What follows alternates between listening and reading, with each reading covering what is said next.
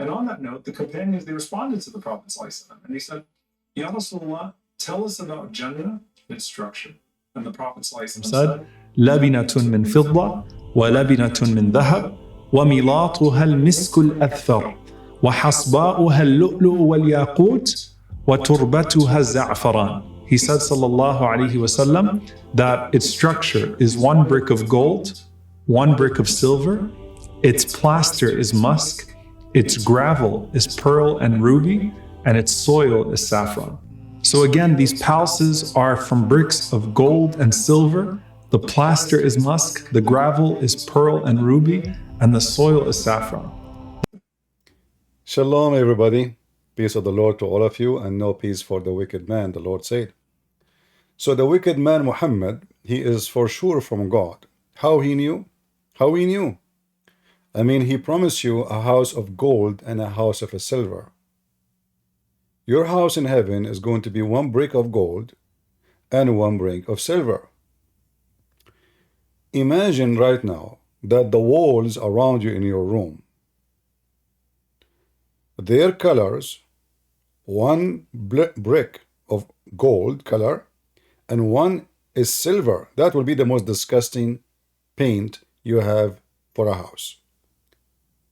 We can go right now and buy paint of silver and paint of gold. Doesn't make it necessarily gold or silver, but you will see how it's going to appear. It's going to look so disgusting. So Muhammad now supposedly is trying to tempt you by something so stupid and so silly. Number one question, what is the value of gold and silver in heaven? What is this? Are we talking about heaven or a bazaar? Are we talking about heaven of God? If everything for free, who cares even for money? You see, the reason we have money, because money is used for exchange of goods. So in the old days, they used to carry, let us say, 1,000 container of salt, exchange it with etc. container of food, whatever. Because there is no money. So I give you something, you give me something in return. So the money is created by mankind, not by God, for the ease of exchange. So we agree upon a value of something. So we print papers, or we say gold. We say gold, 1 kilogram of gold is equal to etc. money or goods. We are in heaven, and Muhammad is explaining to us how beautiful our heaven is. What is the beauty in that? Those are Bedouin, who they are. Their saliva is running for gold and silver. That's why they did jihad. They want to go for war so they can, Muhammad, he said, attack the Roman and get the blondie girls. Muhammad, he said, take care of the people of the Dhimma, which mean the Christians and the Jews, for they are the source of your income. Not because he cares for you. So they are the cows who will give you free money.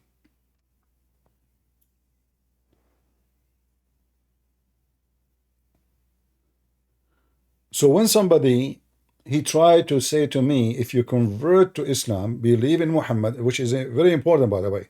If you believe in Allah, you don't believe in Muhammad, you don't go to heaven. Muhammad is more important than Allah. In Christianity, for us, Jesus is God. So if you don't believe in Jesus, you don't believe in God anyway.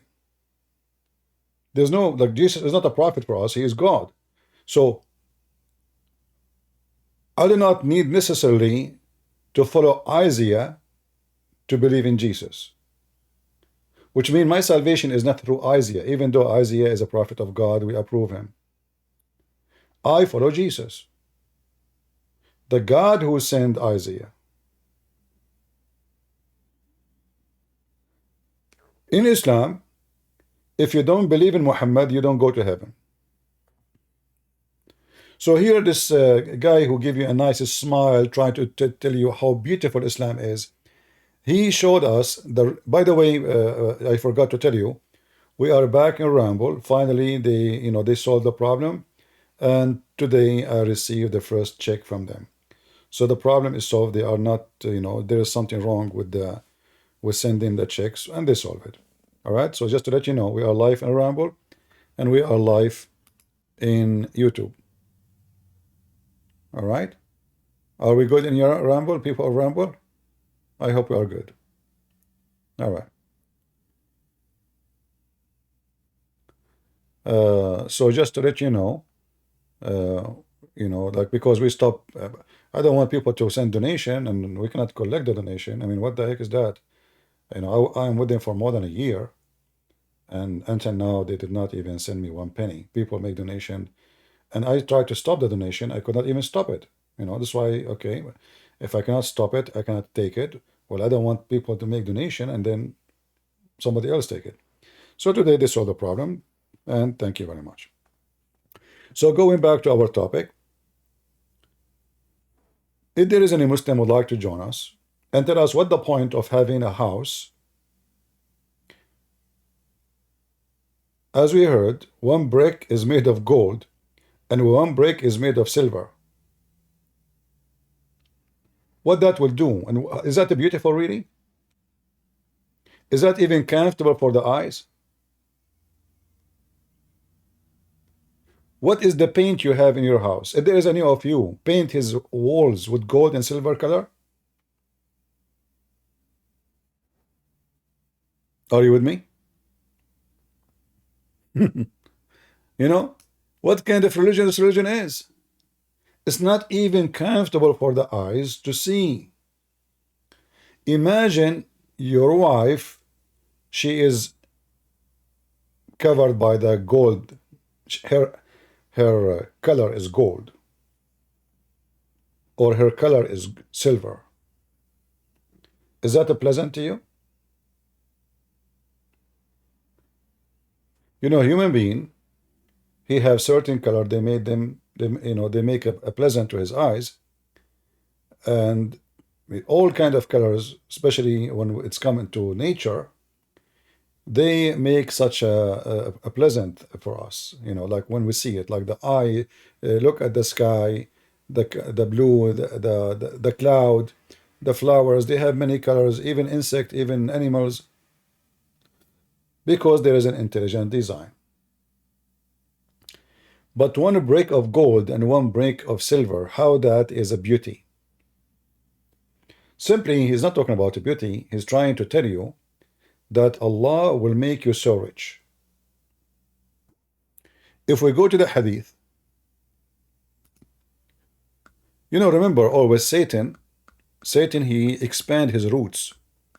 The first root he try is to get into your pocket. This is where a human being is case sensitive. All of us, we need money. If there's anyone don't, I mean, even if you are born of a king families, you spend money. Even the king himself, he spend money. He have to pay for soldiers, he have to pay for his accommodation, his servants, etc. People want to eat, people they have families, so you have to spend money for service. If we go to the Hadith,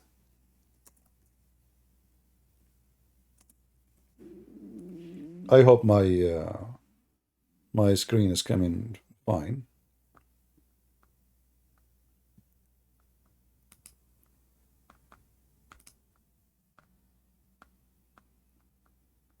What is the lowest reward for the inhabitants of paradise? This is the lowest. And by the way, the Muslim, they say to you, this is da'if, just to let you know. But we can show you other hadith, they are the same. However, Islam is da'if. Islam is corrupted. This is what da'if mean. They try to say to you, this is a corrupted hadith, which means Muslims are a bunch of liars. Their books cannot be trustworthy, and therefore Islam cannot be trustworthy. Because how we can learn about what Muhammad, like this guy now, he's telling us stories. Where this story is coming from, either from the Quran or the hadith. How even we can guarantee that the Quran is not corrupted? The Muslim, they say it's not. No, I just played for you yesterday a video from Muslim Sheikh making fun of the Muslim Sunni, getting them busted that their Quran is corrupt, and none of the Muslims was able to answer. Go watch the video previously yesterday and laugh. The last people of paradise in the position is the one with 80,000 servants and 72 wives.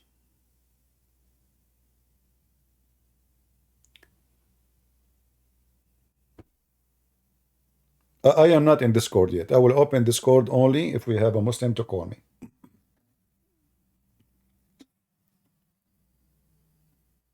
All right. If there is any Muslim who would like to join us, let me know. I will open Discord.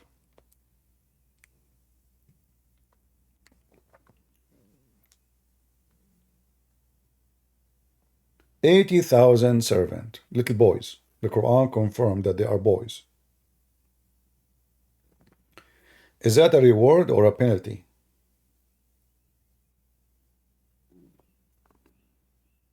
Imagine you have a house made of gold and silver. In the heaven of Islam, according to Muhammad, your clothes will never be wrinkled. They will never be ruined. You never change them. Never change them.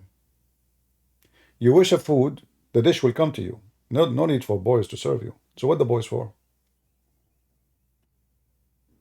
If you see a bird in the sky, you like to eat the bird, you wish it, you don't even say the word.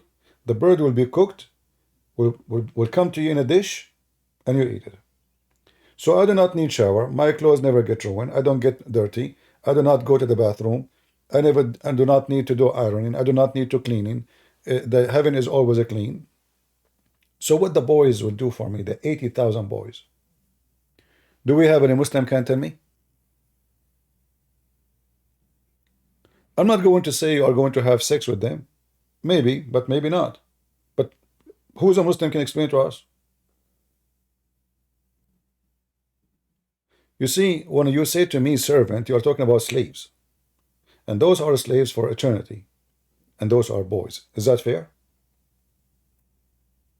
Is that fair that God will make you happy? And how that will make me happy, I don't know. That will make me so upset.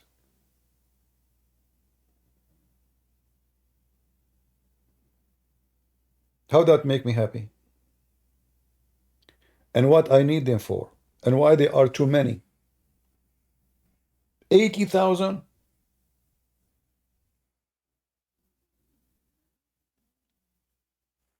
Any Muslim can tell us what the 80,000 for?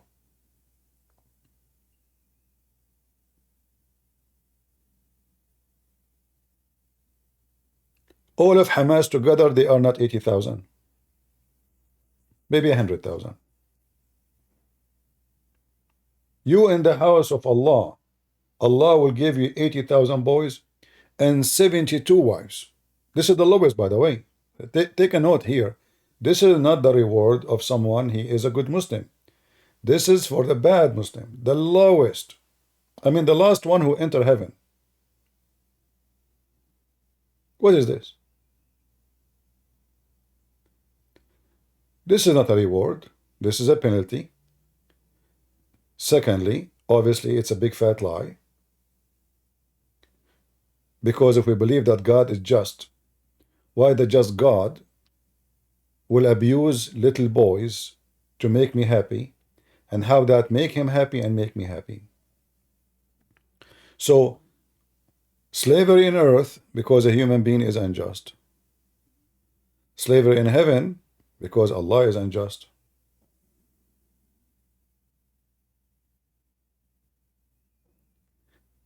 The 72 wives are slaves too.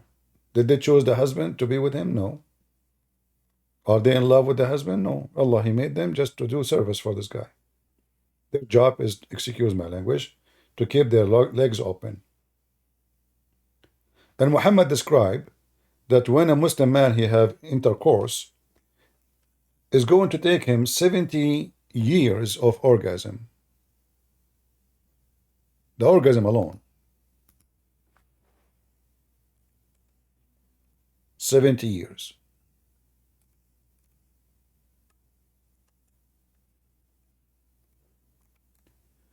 The first thing you notice, like this is what I noticed when I was reading Islam, like in a very early age. I'm still 17 now, as you know. How much Muhammad he exaggerate with his lies.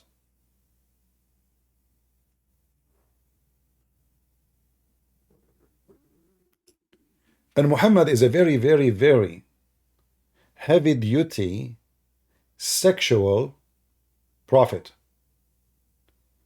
I'm not saying he can have sex a lot. I'm saying he focus in sex on money. As an example, if I ask a believer, do we have any believer here? Let me open Discord. Let me see.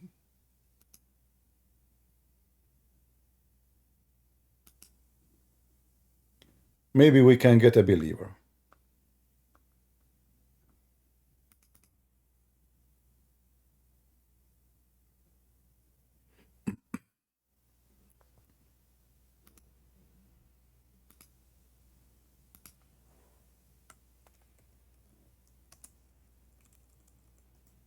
All right, we will call the score today sex and money. The core of Islam.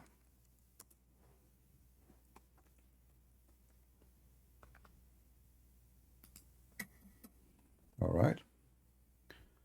I am right now in Discord in case there is any Abdul would like to join us. Those who are in Discord, if you can hear me, please let me know. Am I heard? Do you guys hear me in Discord? Maybe nobody hear me yet. You hear me? All right, we have a Muslim.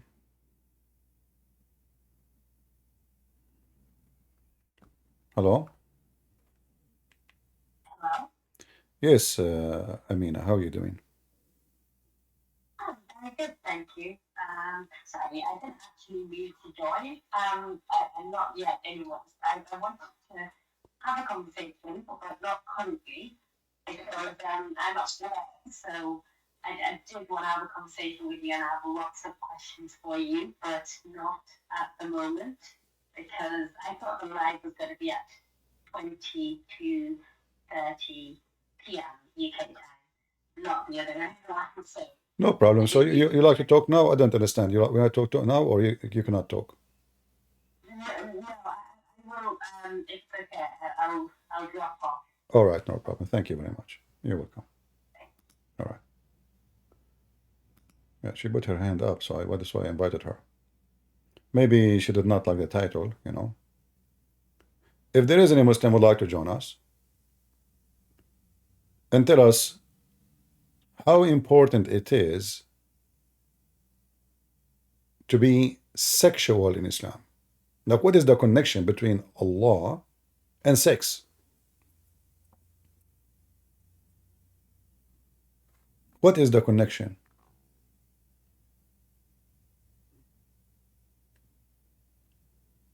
Any Muslim would like to join us?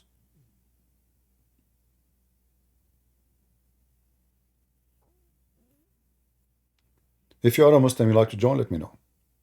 So if I ask now, which one is more important? Praying to Allah 70 times or having sex with the wife? Any Muslim can answer me? Guys, can you hear me in Discord?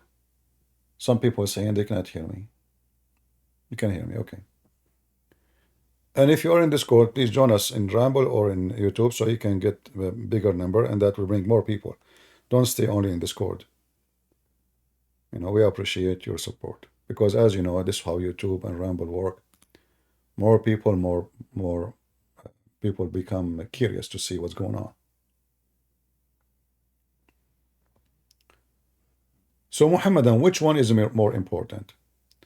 Praying to Allah or having sex? Any Muslim can give me the answer? Bakhtawar, are you a Muslim, my friend? Bakhtawar?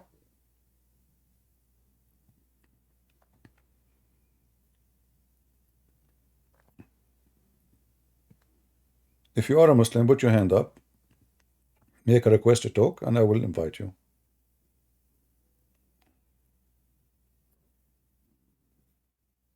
Any Muslim would like to join the conversation, please feel free.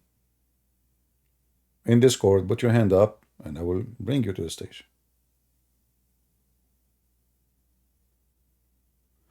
Okay, you can leave your question for later. You know, we want to finish our topic now. When we are done and we say anyone have a question, you can give me your question. But now we have a topic, we have to finish it. So which one is more important, to pray to God or to have sex? If you believe it or not, according to Muhammad, I don't want to use the F word, but this is what it is. Doing the F thing to a woman is better than 70 prayer you say to Allah as deeds.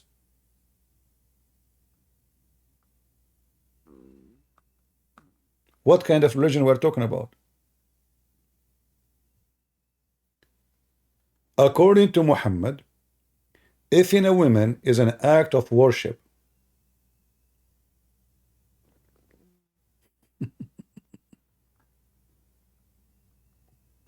I am serious, I'm not joking. If in a woman is an act of worship,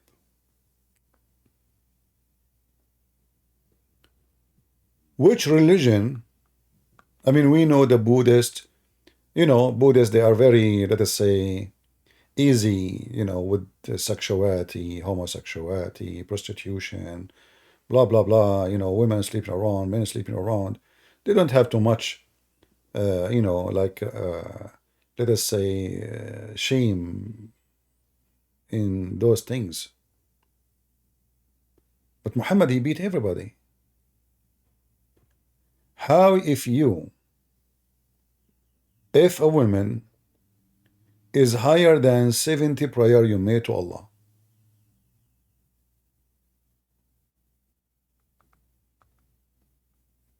Any Muslim can tell us?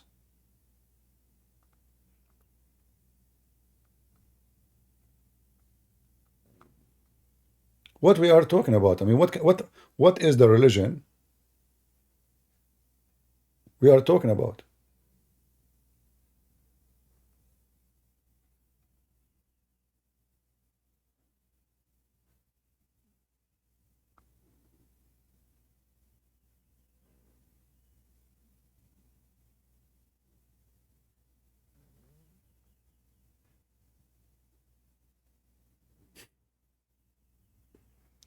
Let me show you what kind of questions Muslims they have about their religion.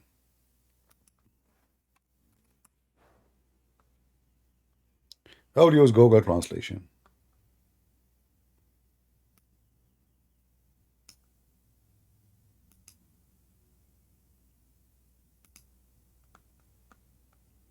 I don't know if you can see. Let me see if I can translate the whole page. Translate.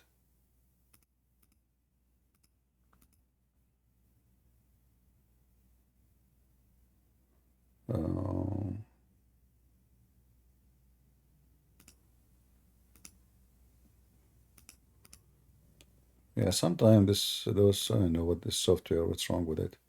Translate, selection of the page, translate. I did not select anything, but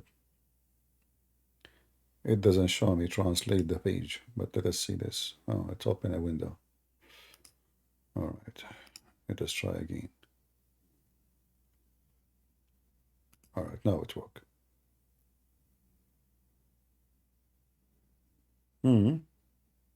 It did not work. Okay, let us try a section alone. Is intercourse with one's wife equivalent to 70 voluntary prayers? Did you hear it? Hey people, did you hear it? Is it true that intercourse with the women, with the wife, is equal to 70 voluntarily prayer? How that is, what is the connection?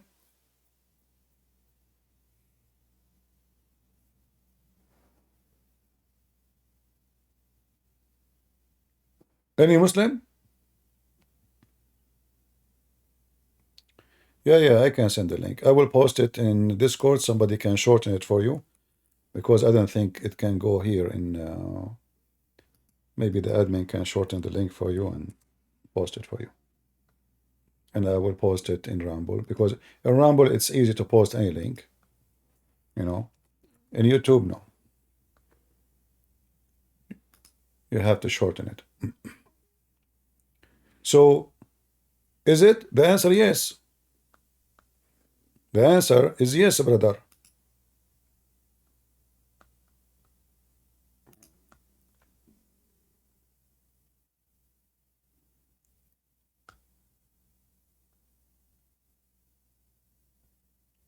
What is this?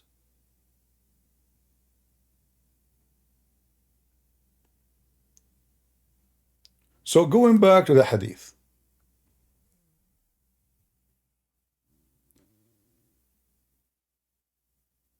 If a woman, it's equal to 70 prayer. If you do it 3 times a day, this is 210. If you do it 6 times a day, I mean, you can multiply as you wish. And you notice Muhammad here is stuck with 70, you know, 70, 72 wives, 70. Always Muhammad, he's stealing numbers, either from the Bible, but in the Bible have nothing to do with sex, 40, 7, 70, etc. But now why Allah, he exchange. You see, deeds, when we say deeds in Islam, obviously we're talking about either about material, you know, sex, gold, silver, servant, boys, you know, this is the exchange of deeds. So you give Allah something, Allah give you something in return. So when a Muslim man, he if a woman, excuse my language, how that is equal to 70 times prayer to Allah? What the exchange we have now?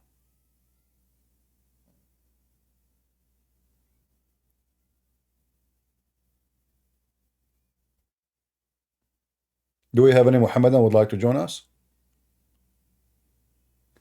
Let us continue.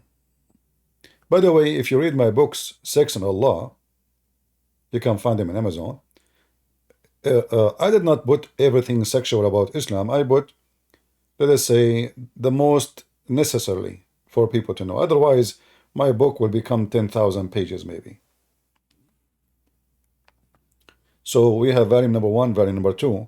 But I assure you, what I wrote in my books is not even 1% of how sexual, trashy Islam is. The second you start learning about Islam, you will notice that Islam is a religion of those people who carry their penis over their shoulder. In fact,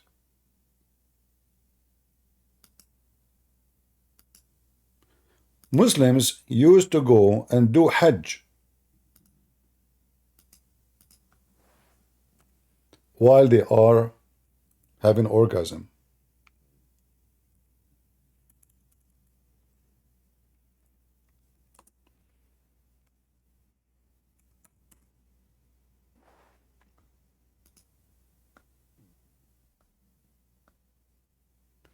Read carefully. So when the people they do go around the Kaaba,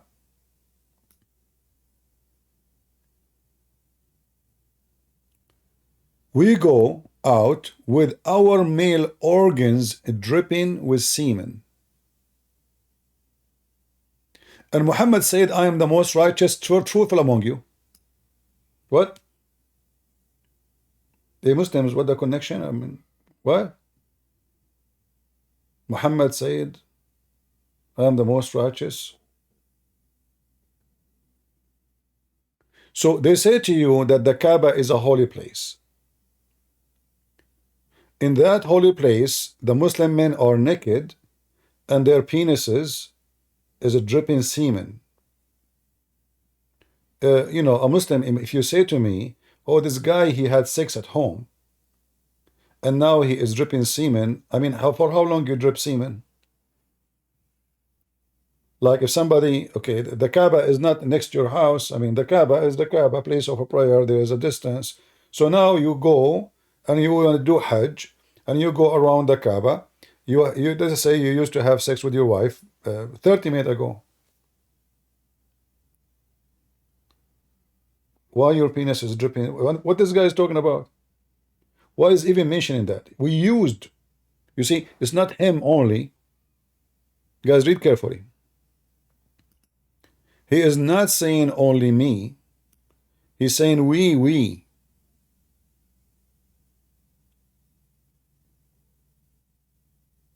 Will we go out with our male organ dripping semen?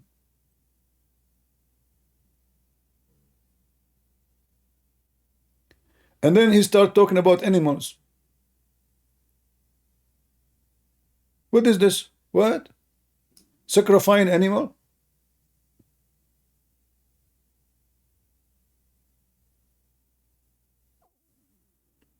And by the way, the translation is absolutely false. In Arabic here it says, فَنَخْرُجُ إِلَيْهَا وَمَا ذَاكِرُنَا تَقْطُرُ مِنْيًا. We go to it and our penis is dripping. They are not asking him if we can do that or not. This is a false translation. This is why I say, actually, yesterday I saw a video of someone, he claimed to be Christian, obviously trying to get a click. He said, I did read the Quran and I found no evil in it. This is only can be found in the news. What a bunch of coward liars. They want to make money from a clique of Muslims.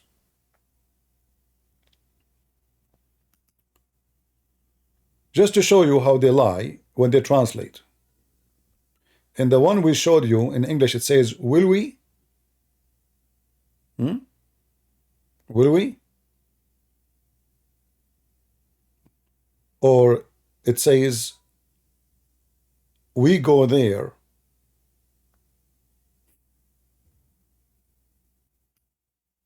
And we will go out to Mina with our male members dripping with semen.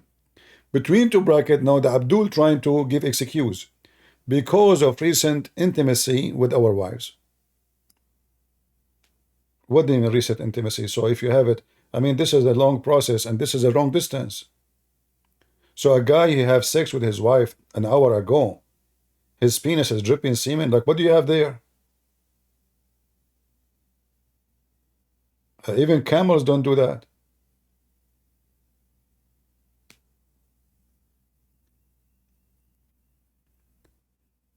The Arab before Islam, they used to go totally naked around the Kaaba. Why?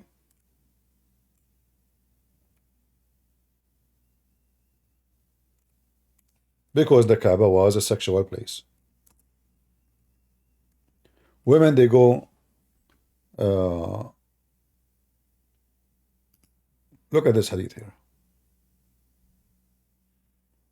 Abu Bakr sent me among those who proclaimed at Mina, and no polytheist should perform Hajj after this year, and no naked person should go around the Kaaba.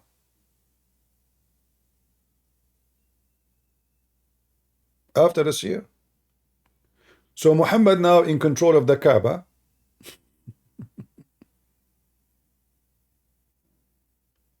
Muhammad died.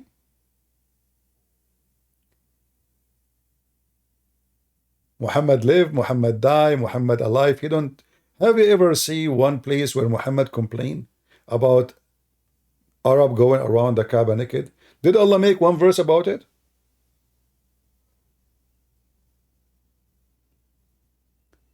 Mina is a location. You can search it in Google. You will find out what Mina is. A location where they practice ritual.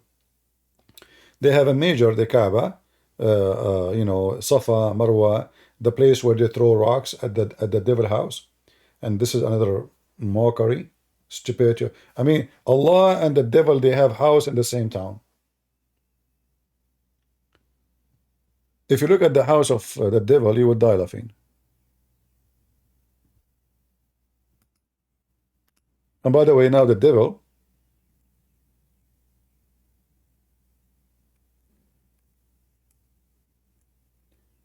he have a new house. Technology, brother. Technology. Let me show you some another funny, stupid things in this cult.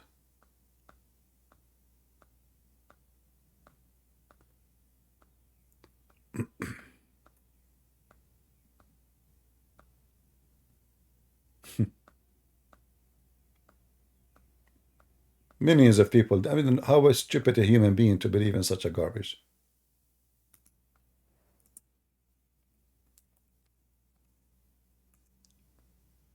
All right. So now I will show you the old house of Shaitan.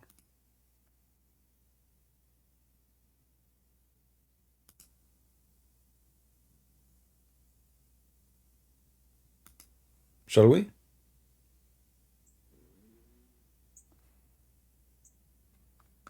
Let us see.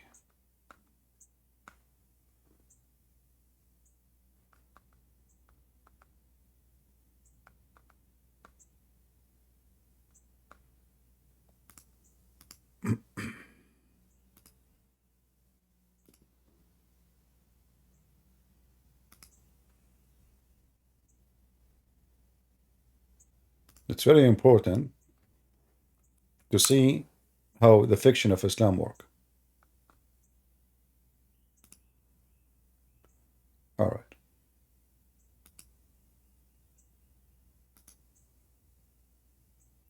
This is the house of Shaitan 130 years ago.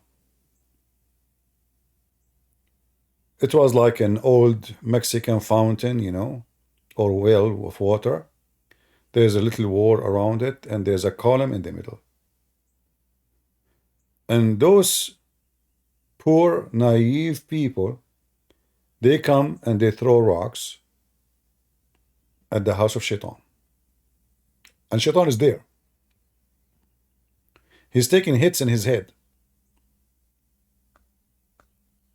Then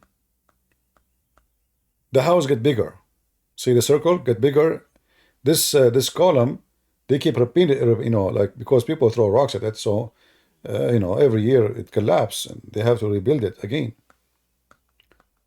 And then look at the long line of those people. They are coming to throw rocks. All those people. It's like a million human beings. They are coming to throw rocks. Okay. So now we have to fix it.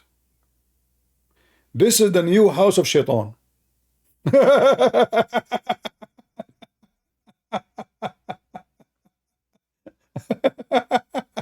Hey Muslims, what is this? From this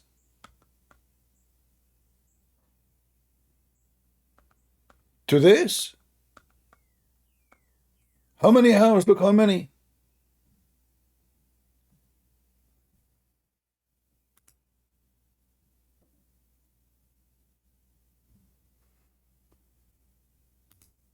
Can you see it clear in Rambo? People in Rambo? Can you see the image clear? Is it clear, or like the image is not really?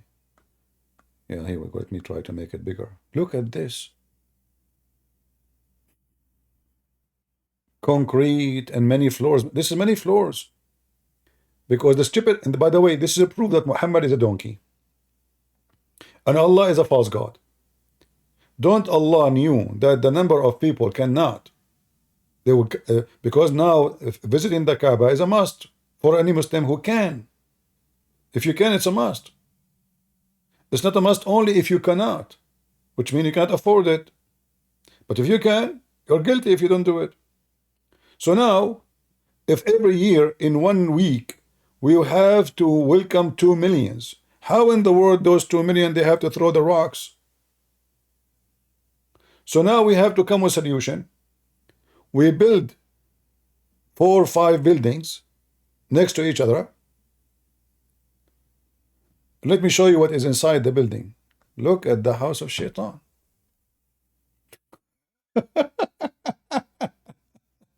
It's getting more pretty. Look how many floors. So those millions, they go inside the house of Allah, sorry, the house of Shaitan.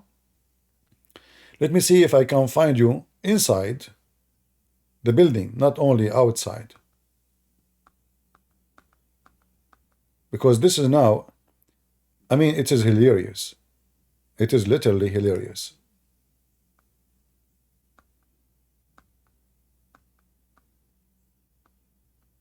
Let me see if I can show you inside. Okay, let us see this one.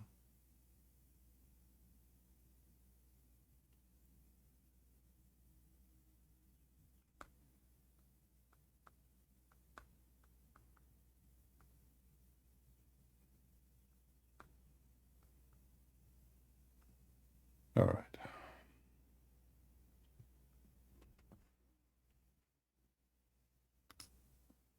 I'm just trying to find a web page does not have commercial. Look at this.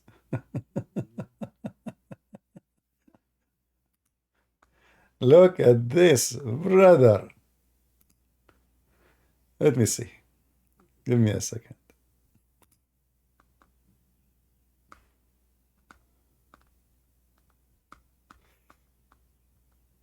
What a crazy, crazy, stupid cult.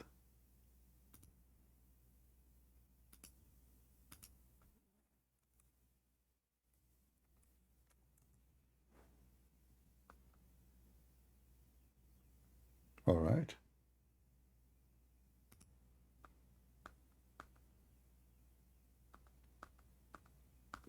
Where is the pictures?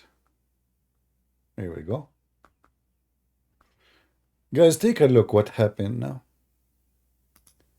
Do you remember how it was a small, tiny rock? Look what we have now. There's many floors in these buildings. And now we have many concrete columns, massive ones in size. You think this is like a spaceship. Every floor, underneath the other floor, they have access to the same square and they throw rocks. And then the rocks go all the way down to the basement. And then big trucks, they collect the rocks and they put them back in a place where people, they grab them again and throw the rocks again. Because you have to throw 7 ones. This is inside the building.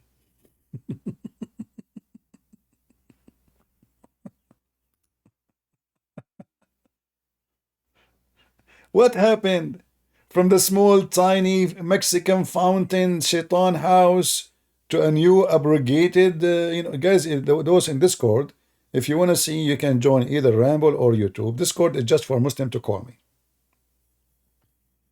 Discord is just for Muslims to join and call us. You want to see, come to Ramble or to YouTube. So do you see the aberration?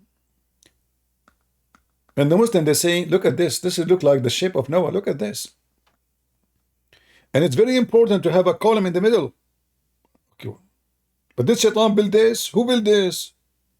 How? This is the house of Shaitan. Where is Shaitan there? And by the way, many people, they get a severe injury when they go there because, especially when it's so busy, you cannot reach all the way to the edge. So you throw the rock from far distance and you hit the one before you.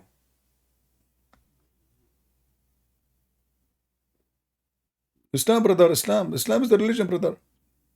Okay, going back to the topic. Structure, brick of gold and brick of silver. The plaster is a mosque. Here we go. What do you want more? There's no dirt in heaven. There's mosque. What's wrong with dirt? Is like what is mosque? A Muslim, what is mosque? Any Muslim can tell me? What is mosque?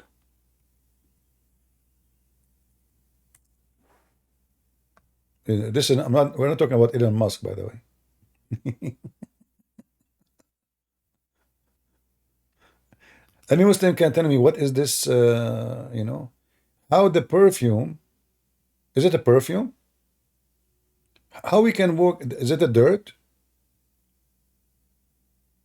What is this?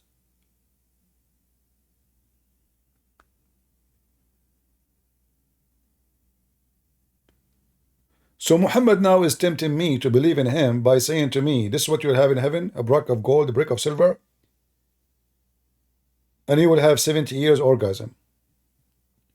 I'm really convinced.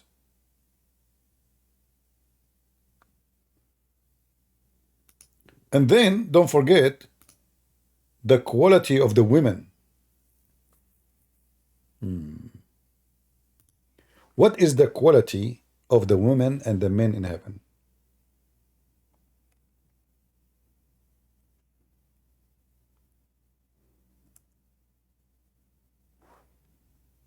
Any Muslim?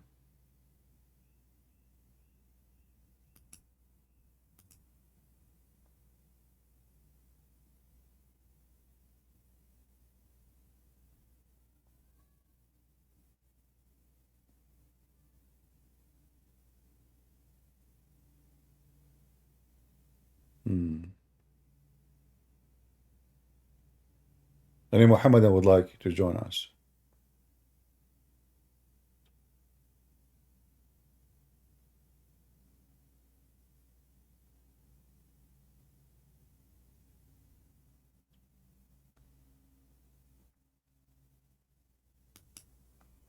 Interesting.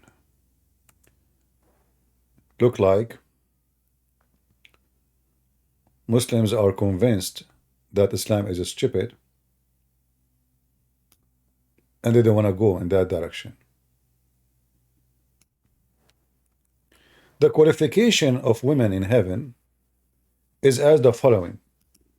They have to be a bunch of whores. In fact, Allah will import hookers from hell sent to heaven so they can be boomed by Muslims. Let us see the qualification of those women. Who are they? And what is good about them? It was narrated by Abu Ummah that the Messenger of Allah said, there is no one whom Allah will admit to paradise, but Allah will make him 72 wives. 2 from the Houris, those are made just for sex, and 70 from his inheritance from people of hell. Okay. Women from hell are coming to paradise. To do what exactly? We have Abu Haytham.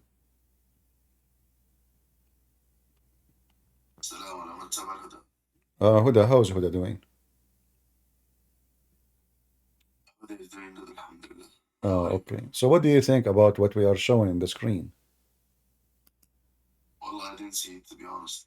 You didn't see it. I will show it to you. Do you see it now? Yes, I can see it. Explain to me what's going on.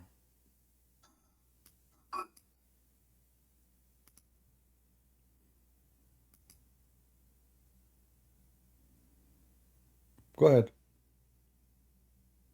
Yeah, I'm reading. So,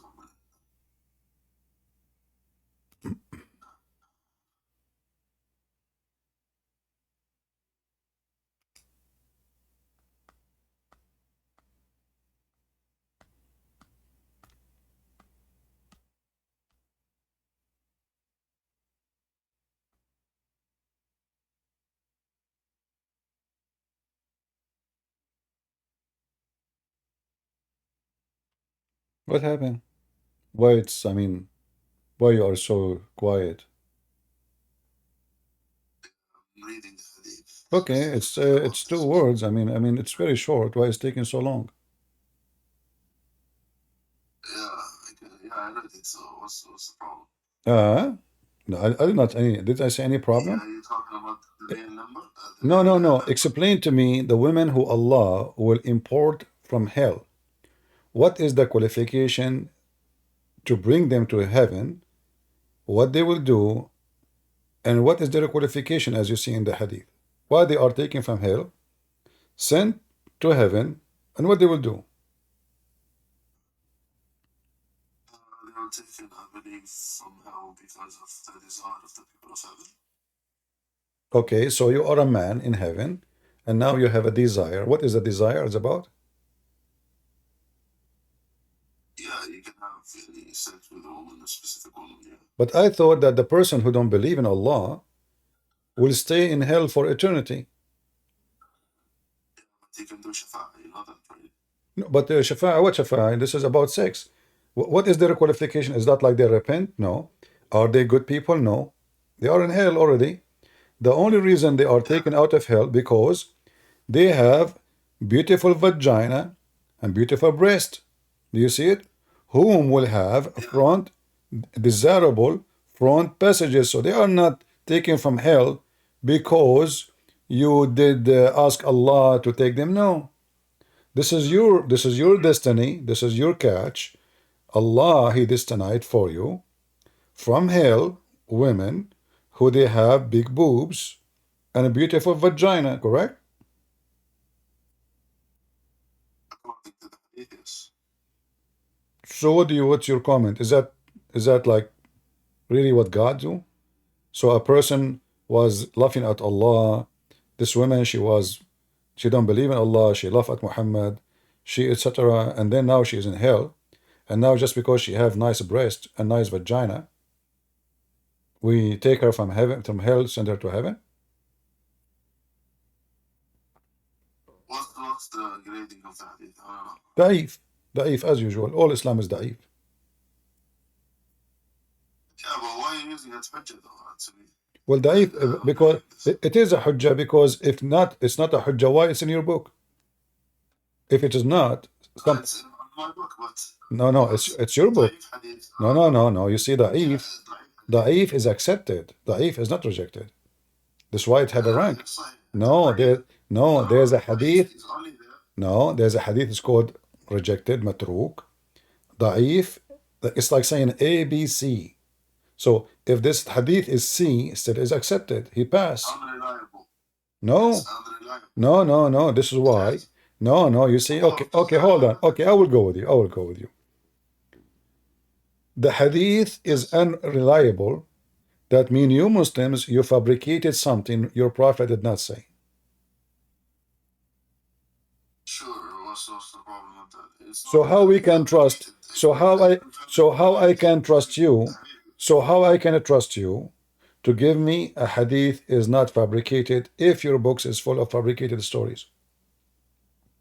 fabricated, it would mean that it's mawdu'. That doesn't mean that it's da'if, firstly. Secondly, موضوع. Okay, what is موضوع? Okay, the موضوع is not da'if.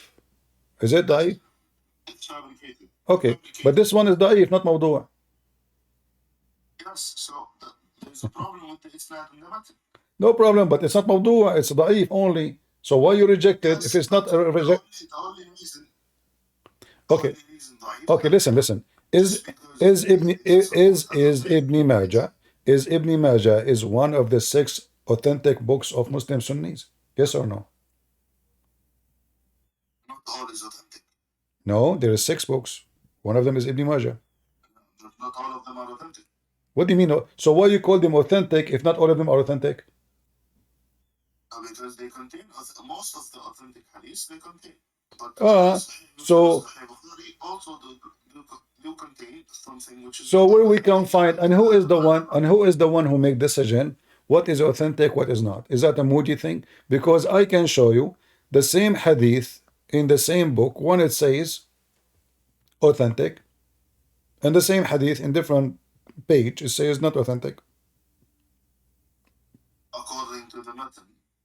So it's not the story how truthful it is, it's about opinion. No, it's not about opinion. We have a very strict criteria. All And right. we do textual criticism. Okay. What is the strict criteria you are talking about? علم الحديث, the science of hadith. Okay. What is that? Firstly, you have to affirm that the isnad, there's no problem with it. What? Referring back to Remember, Abu, yes. remember, people do not know Arabic. So if I know what isnad, they don't know what isnad. Tell them what is isnad. Okay, isnad is the chain of narrations. All If right. we affirm that the chain of narrations is sahih, meaning that it's authentic, how do we know that? We go back to the ilm al-rijal, which is the science of the narrators. Okay. If we find stories or specific things that these specific persons were lying or were fabricating stuff, or if we find any proof that disproves their narration, then we put it as daif. It's not according to our opinion. That's wonderful. So if someone, he is known to be a liar, we don't accept what he's saying. Is that correct? Yes, if he's known to be a liar and fabricator, yes, we don't accept. Exactly. So why you accept the Quran of Hafs? Hafs is very well known. Hafs, okay. Uh-huh. Look, when it comes to Hafs, Uh-huh. he is Hassan in narration, right? No, He's no, not no, no, narrator. no, no. Okay, show me. Okay, show me a hadith. Hafs, he said you accept. Go ahead. No, I didn't say that. I said. So how Hassan? How is Hassan? Even if Hafs narrates a hadith, I would say that Hassan. It's not sahih, right? No, you will say it is rejected. You will not say it, Hassan. No. Yeah, it fits. Show me one. No, show me one hadith. Hafs, he said, and the Muslims accept his hadith. Show me one. No, I didn't say that. Okay, so all his hadith, so 100% of his hadith is rejected because he's a big fat liar. So how you take the Quran, you have today, most of you Sunni, from a guy, you yourself don't accept one hadith from him because he's a liar. Yes. So firstly, when we talk about hadith, right, it requires remembrance of the specific story and naql or copy it as the same as it went back to the Prophet. When Hafs does, he's not known to be a liar. He's known to be weak in memory. So when Hafs writes a Quran, right, it doesn't mean that he lies about what's written in the Quran and he has been gotten from his teachers and the one that taught him. It doesn't mean that he lied. It just means that he doesn't have a good memory when it comes to hadith. And I can bring you very much scholars that say that he is just bad in memory. He's not a liar. Okay, I will give you a scholars and you read for me. None of them saying that he has a bad memory. They say he's a kadhab, and those scholars are Al-Bukhari, Muslim, very heavy duty. They refuse Hafs because he is a kadhab. Let us see. I find it very funny that you said you can give me a scholar who can say that he is just bad in memory. So he's bad in guys. This guy bad in memory in hadith, but he's good memory in the Quran. I mean, how you can be both in the same time? So you have a bad memory or good memory? Because he can write the Quran. No, he did not. He did not write the Quran. Never. You Muslim never have the Quran of Hafs. He recite. You never have any. Hafs never write a Quran. Bukhari never write a book. Muslim, he never wrote a book. You Muslims, you fabricate books. You call them Al-Bukhari and Muslim and Hafs. Is that correct? What did he say again? Did Al-Bukhari write a book? It's called Sahih Al-Bukhari. Yes. Show me the reference. Oh, you mean, okay, you want a manuscript or what specifically? A book. Al-Bukhari is a book. The Al-Bukhari is a book. Did Al-Bukhari wrote a book? It's called Al-Bukhari.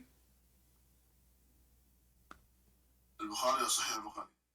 Yeah, Sahih al-Bukhari is the same. I'm talking Sahih al-Bukhari. Okay, did al-Bukhari, is he the author of the book called The Authentic Bukhari? Yes. Give me the reference. Go ahead. Sure. All right.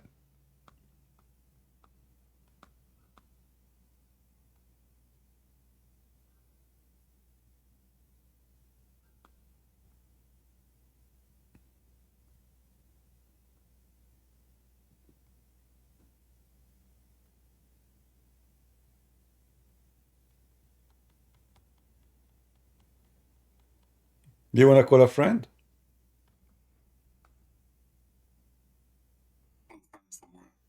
I don't know. Your friends to help you. Sheikh. No, I'm just trying to link it up. Mm-hmm.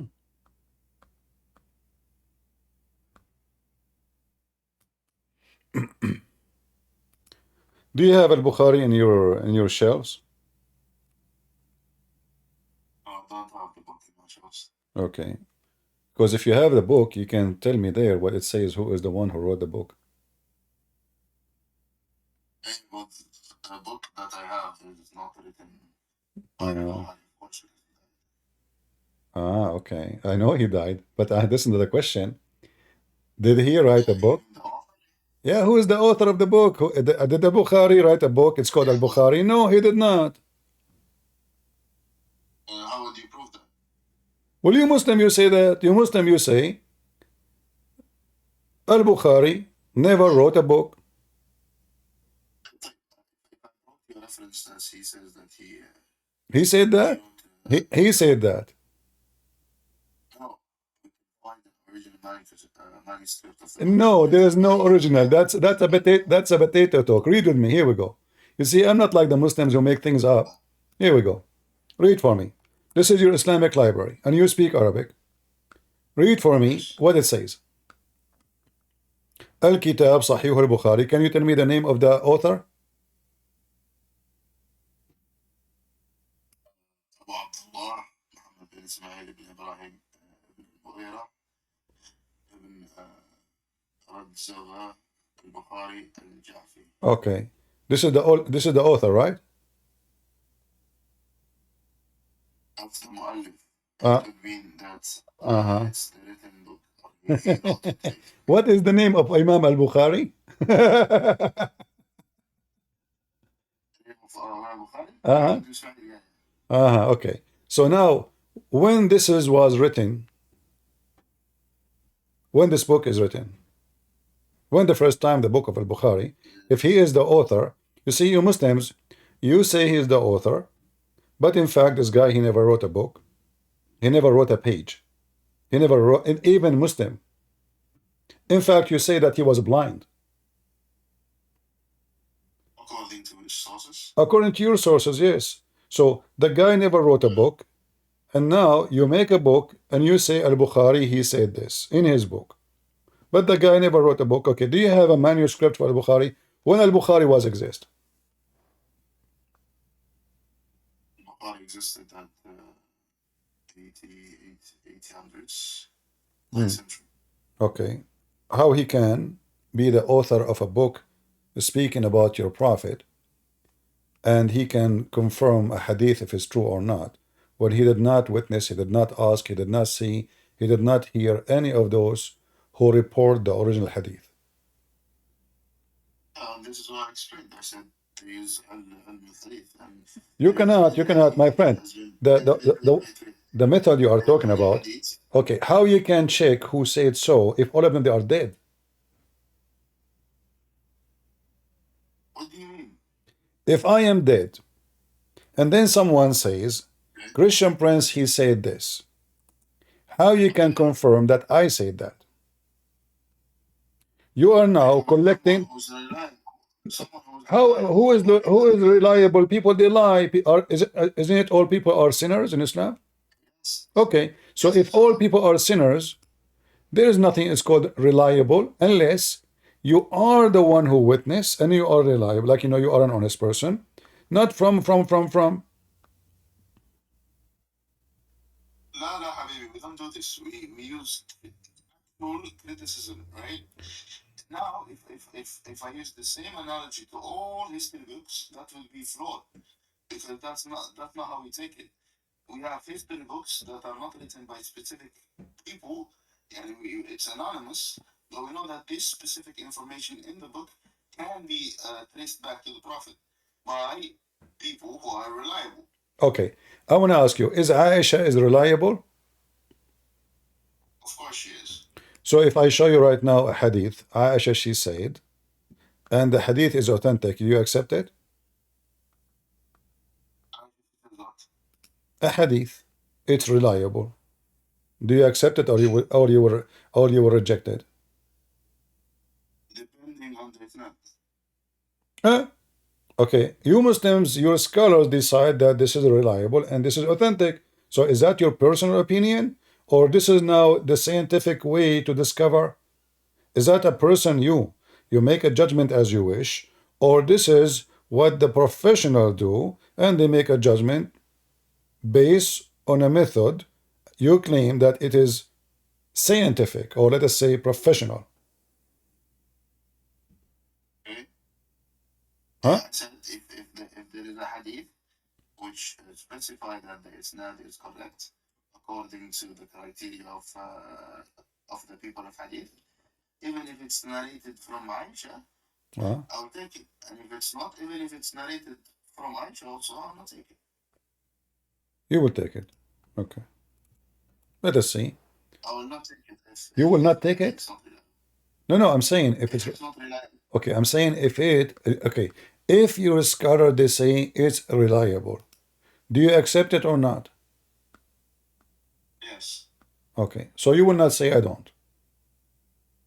No, I will not say no. All right. I want to show you just an example, not limited.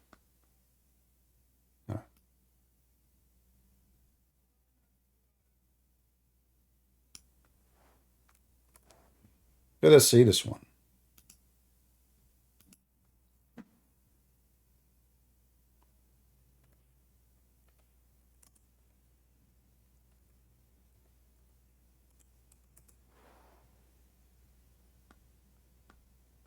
Do you see here it says Sahih in the screen? It's my All right. Do you see in Arabic here it says Sahih in the right? Okay. Do you see the second one? It says Hasan. Yes. Okay. Do you see the third one? It says Hasan, which means good. Yes. All right. Do you see this one? It says Sahih. Yes. Okay. So read for me. People ask the Messenger of Allah to perform abortion out of the will of Buddha, which is a will in which menstrual clothes, dead dogs, and stinking things were thrown. He replied, the water is pure and it's not defiled by anything. Do you accept this hadith? Yes, I do accept it. So do you Muslims have no problem to wash your body for ablution with water have dead dogs and women blood from period, and it is stinky? Yes, if it fits the criteria of the fiqh when it comes to how that fit? Yes. How that fit? How your prophet claimed that now you are doing ablution. What is the purpose of ablution? Is to be cleaner, right? Now we have a very big well, right? No, this is not a big. It's not even a.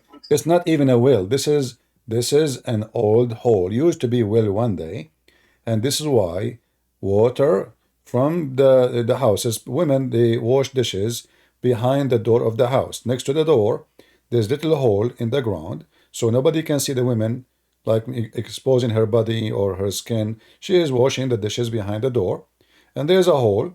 Go out to the street, and this is hole connected to an open tunnel in the side of the way, and it goes all the way to the lowest part of the town. Naturally, no sewage. So this is what Bi'r Bidaa is. This is why people throw garbage in it. This is Mecca, my friend. Nobody throw dead dogs and garbage in. According, how many water wells there is in Mecca? There's only one spring. There's only one well. Stop building assumptions according to your understanding of if there is water in Mecca or not. What? How many water well in Mecca? Build assumption. You cannot build assumption on that. Okay, no, we can. We are not building. We are not building assumption. There's only one source of water in Mecca. That is Zamzam. Which is? Zamzam. And nobody will throw dead dogs in a water he drink from. Nobody. How do you prove that? This is a desert. This is why the whole town is built, because there's only Assumption. no, not assumption. Okay, prove me wrong. Okay, prove me wrong. In the time of Muhammad, I prove it. Here we go. People throwing garbage in it. You made the claim that it's a small place area. It's not okay. Okay, guys. So are you saying it's a big area? Yes, which How big? How big it is? According to, I'm not sure how big it is, but No, you just said big. Tell me what big for you. Tell me the number. How big? You said big, not me. like it could be that 200 centimeter cube. What does that mean? 200 meter cube. 200 meter? A well of water. A well of water is 200 meter? Okay. 200 meters square. Okay, so let us say, so if there is a water is 200 square meter and there's dead dogs and women blood from period, stinky garbage, that still will make it clear, right?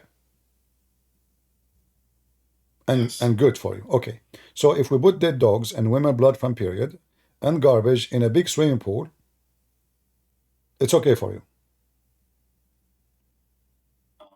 If it's just like What if it is what if it is 5-6 meters? Is that okay? 6 meters, not okay. No. Not okay. What if I show you it was 5-6 meters? Yeah, remember you said that already. So you cannot say I did not say that. And you said it's not okay. So let us go back here. And we see one of the companion. He did measure it, and it's not even 6 meters, it's 6 arms. Read it carefully with me. It's just 6 cubits in breadth. Uh-huh. And then he asked the man who opened the door regarding for me and admitted me to it as a condition that this will change from what it had already originally been in the past. He replied, no, I saw the color of the water and this will have change. So, how big it is?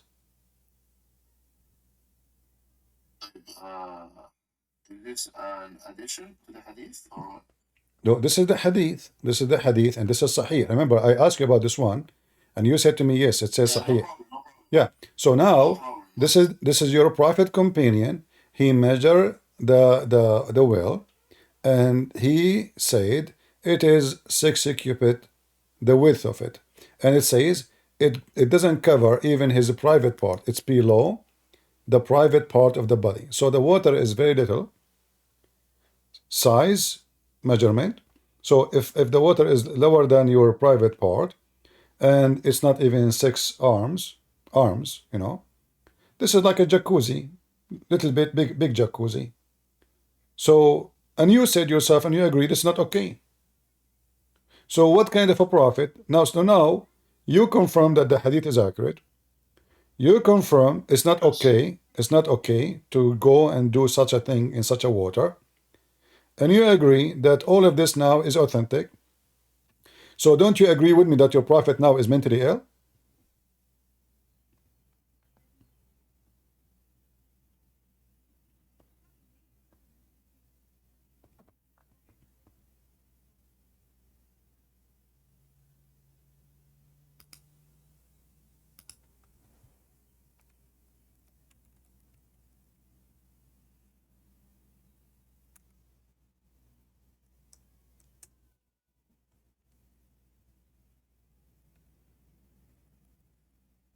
What happened? I wouldn't say that, no. Why not? I mean, only mental person he would do that. You said it's not okay. Because You said everybody heard you. You said yes, it's not okay. It's not okay. Why? Because this is disgusting. This is garbage. Dead dogs, women of blood from period, and even the hadith says the word is stinky. It's not me who's saying it. This is why it's not okay, right? Okay. So now how that will not prove that Muhammad is mentally ill? Who is the man? He will jump in the sewage. This is even more disgusting than sewage. This is not even running water. It's just container of water. Have dead dogs. Dead. And women of blood from period. And their rags. Not only the blood, the rags. And even it says stinky. yes, Okay. So now we have a prophet. He want to meet his God. So he decided to do ablution. He want to be cleaner. Okay. In order to be cleaner, he decided to wash himself. Wonderful. So now he washed himself in a water way more disgusting than the sewage. that's incorrect because the sewage has more bacteria. The sewage have more bacteria? Yes. How you know it have more bacteria? Why?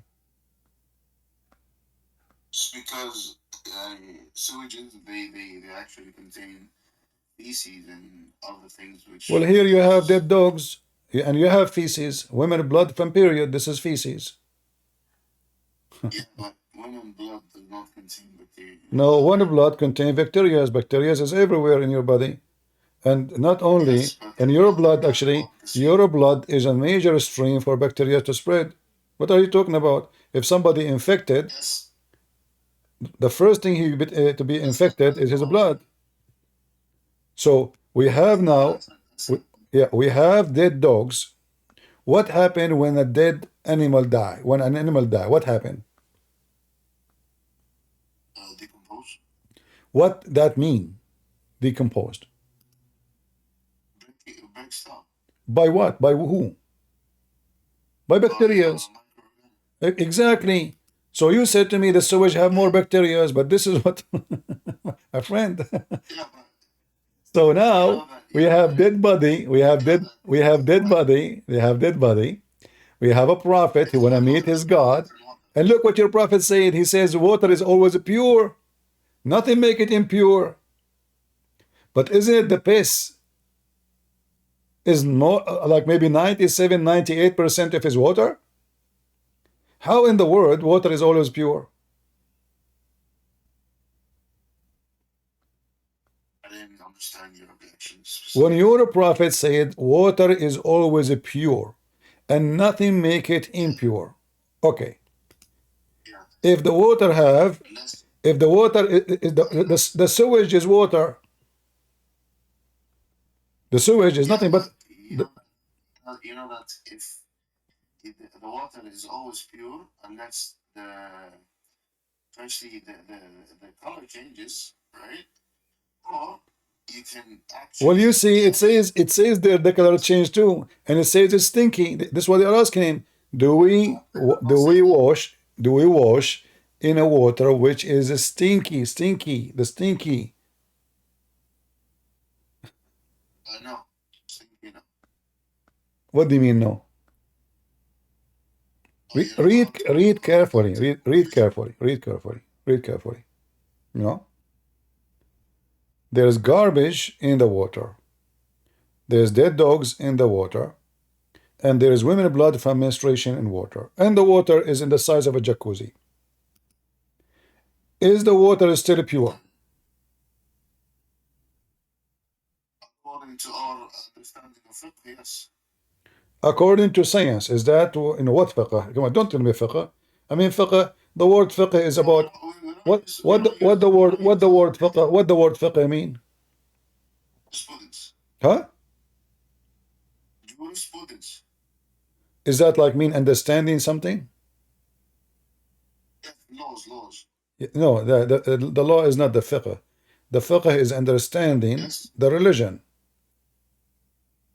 Yes, التفقه في Exactly. So you have a good knowledge. You have a good knowledge. Okay. So now you have a good knowledge in religion, and by knowing good knowledge in religion, you come to the conclusion that dead dogs and women of blood from period and garbage, and it says even stinky.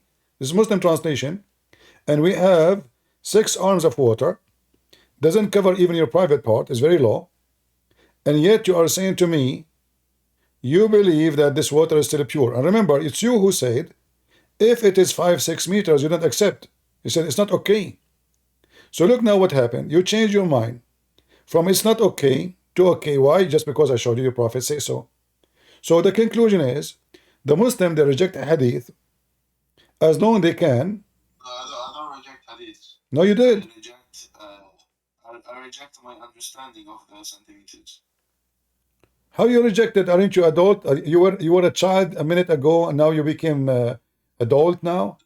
No. So when you said to me, it's not okay, were you aware that this will make the water not good to be used by a human?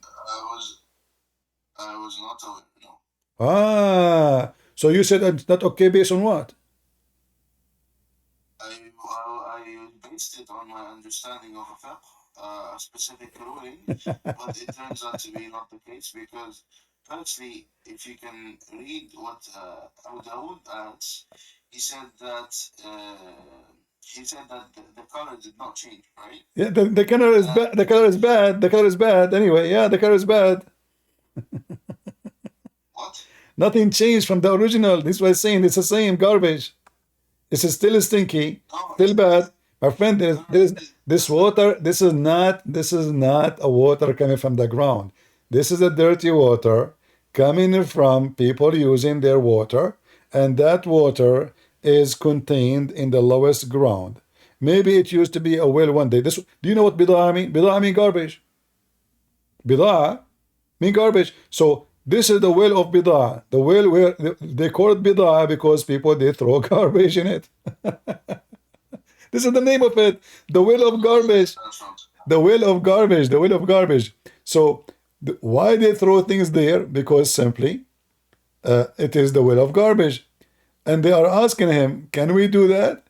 So why Muhammad himself is doing that? I mean, there is Zamzam. Go there. What Muhammad he drink? Why you are doing this? And the people, they ask him, listen, when people they ask, is that because something normal to do? No. When people they ask him, they are questioning his behavior. Otherwise, if it's normal to do it, nobody will ask the question. Like, is it okay to wash from the faucet? No, for sure it's okay. I mean, what's wrong with the faucet? We drink from it. But the people are asking a question because they found this is weird. This is not. If you wrote, it says that it's actually around 3.5 meters width. So What 3.5 meters? It is 6 arms. 6 arms. Uh-huh. 6 cubits. By the way, I find it very funny what he said, because he measured it by his abaya. How is abaya is 6 arms? He measured by his abaya. So his abaya is 6 arms. Anyway, so listen. So even if it's 6 arms, you are the one who said to me, you said 200 square meter. You said this is a 200 square meter. No, I said what is okay? What is the size for the water to have those things to be okay? You gave me the number. Okay, you gave me an example to be okay. But obviously, this is way more than the 200 meter. This is 200 less. Yes, so 3 meters width is all right, because I said 200 centimeter square, right? Okay, my bathtub is almost 2 meters. My bathtub is almost 2 meters. So now we add 1 meter to my bathtub, and that where your prophet have dead dogs and women of blood from period and garbage, and he now is a purified, huh? 3.5 meters. So what? One dead one. One dead rat, not dog. Dog, do you know dog is big? One dead dog. Let us say one Yes, dead of dog. course, but we don't know the length too. No, we know. He measured it. What's the length? The well is round. When they dig a well, it's round. It's round. That's accurate. Okay. So Yeah, it, okay, so yeah, so I'll give you that. But all right. it's So now we know that we know the maximum. We know the maximum. It's very low in water, and it's very dirty, and even how do you know that it's very low in water? it says does not reach his private part. Yeah, when he comes inside of it, like when Yeah. So yeah, inside it. That's mean this is how deep it is. It doesn't. He replied, below the private part of the body, below, and that depends in the height of the person. So if he is 150, the pillow will be like maybe 35 centimeter. If he is at 6 foot, it's going to be higher. So depend how tall he is. However, it is still low, very low. We have dead dogs, we have women blood from period, and we have a stinky garbage. What is left? Garbage, women blood. You know, the women blood will spread. The women blood is the women blood will spread all over the water. The second you throw a rag, have a blood. Is the blood will stay in the rag, or the blood will spread in the water, dissolve? I have a question for you. Answer the question I gave you.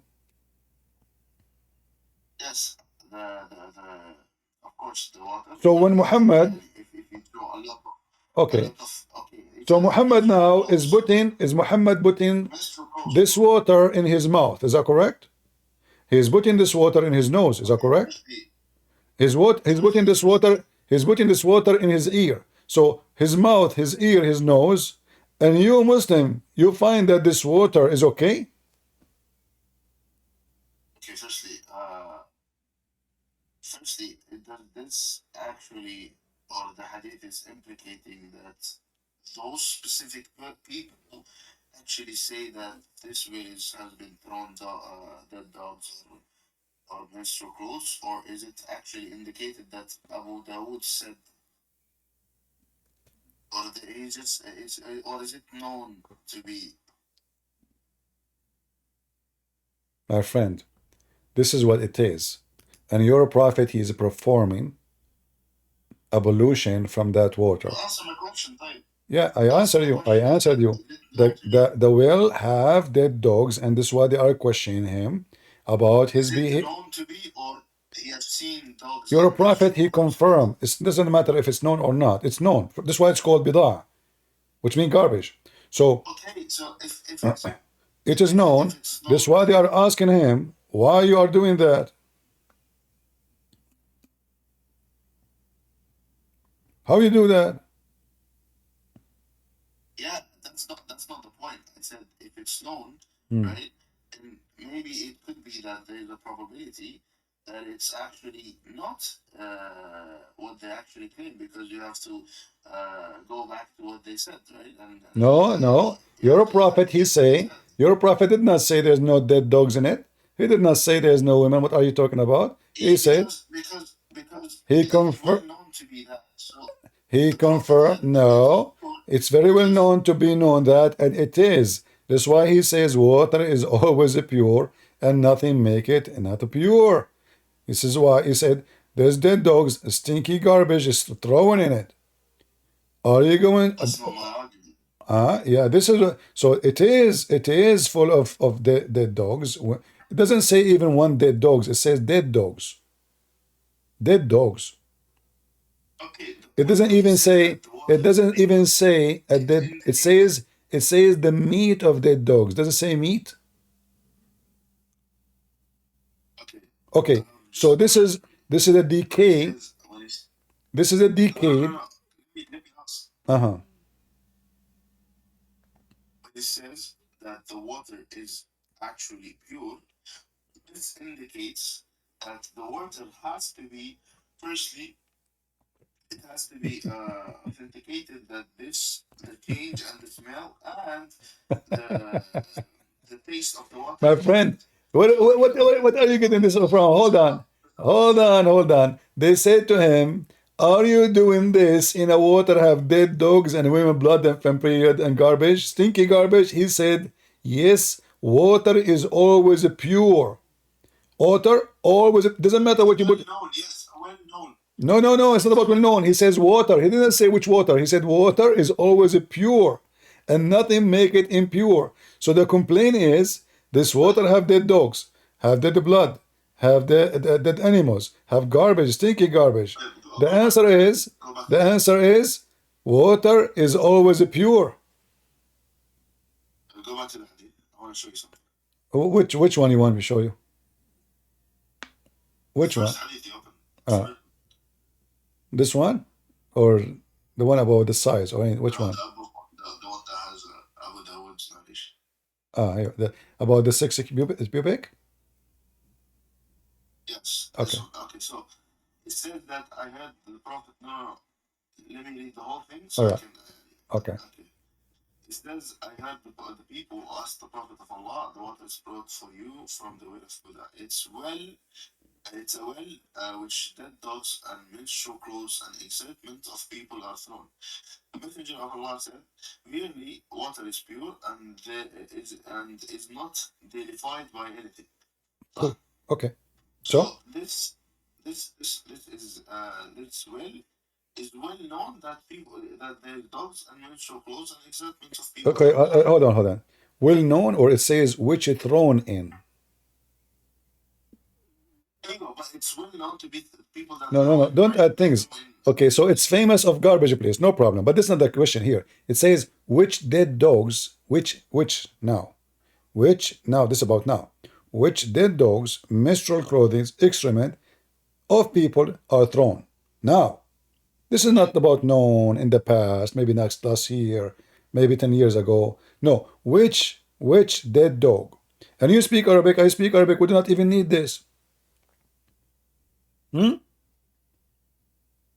وهي بئر يلقى فيها لحوم الكلاب والمحايد وعذر الناس.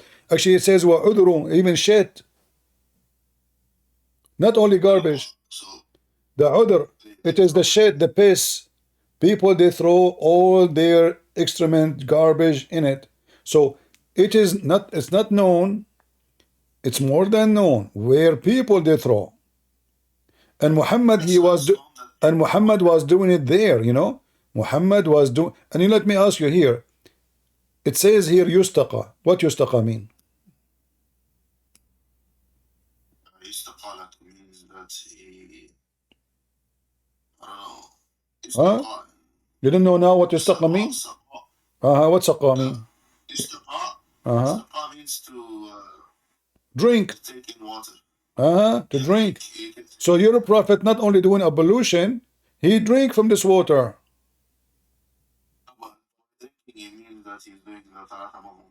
No. It says yustaqa, you drunk from this water, you drink it. No, because he's doing wudu, that means that No. Yustaqa mean he drink. He drink it. Even in this context, yustaqa means that he's doing marmala because he's doing wudu. No, he's not here. They are not even talking about the ablution. They are talking about, O Prophet of Allah, you are drinking from water where dead dogs and women blood from garbage and women blood and stinky garbage are thrown in it. He said, yes, water is always pure. So people are questioning his behavior. They are not talking about here. They are not even talking about ablution. Do you see the word ablution here? No. There's no ablution. This says water brought to you to drink. Yustaqa.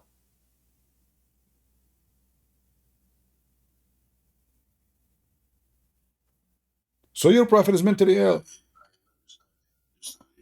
All right. So here we see that this is a very authentic hadith. I witness thousands of Muslims who speak to me. The second I quote for them this hadith, they say it's da'if. You try to escape it. You tried, but because you said things already, you could not. Otherwise, I am sure, if you did not say the 200 meter, like I have to trick Muslims, sadly, to make them say things so they cannot take it back later. Otherwise, if I showed you from the beginning the size of the well, you will say it's okay. You will not say the 200 meter. This is my experience with Muslims. Dishonesty. Now, as long we accept what is authentic, we have tons of authentic stories. Anyone who will hear them will notice that Muhammad is mentally ill. And we can show you, a very easy example. As an example, is it true if somebody hear voices, hear like rocks talking to him, that mean he is mentally ill? If you are a doctor, I bring you a patient, and he said to you that rocks say Assalamu alaikum to him, is that normal for a human being? It's not normal Why? because it goes against nature.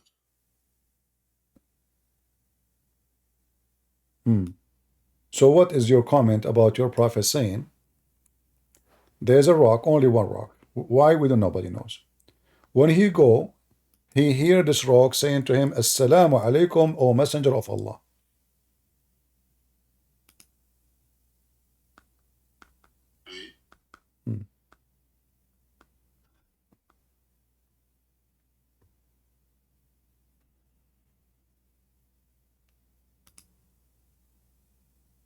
I recognize a stone in Mecca which used to pay the solution before I went as a prophet. I recognize that even now.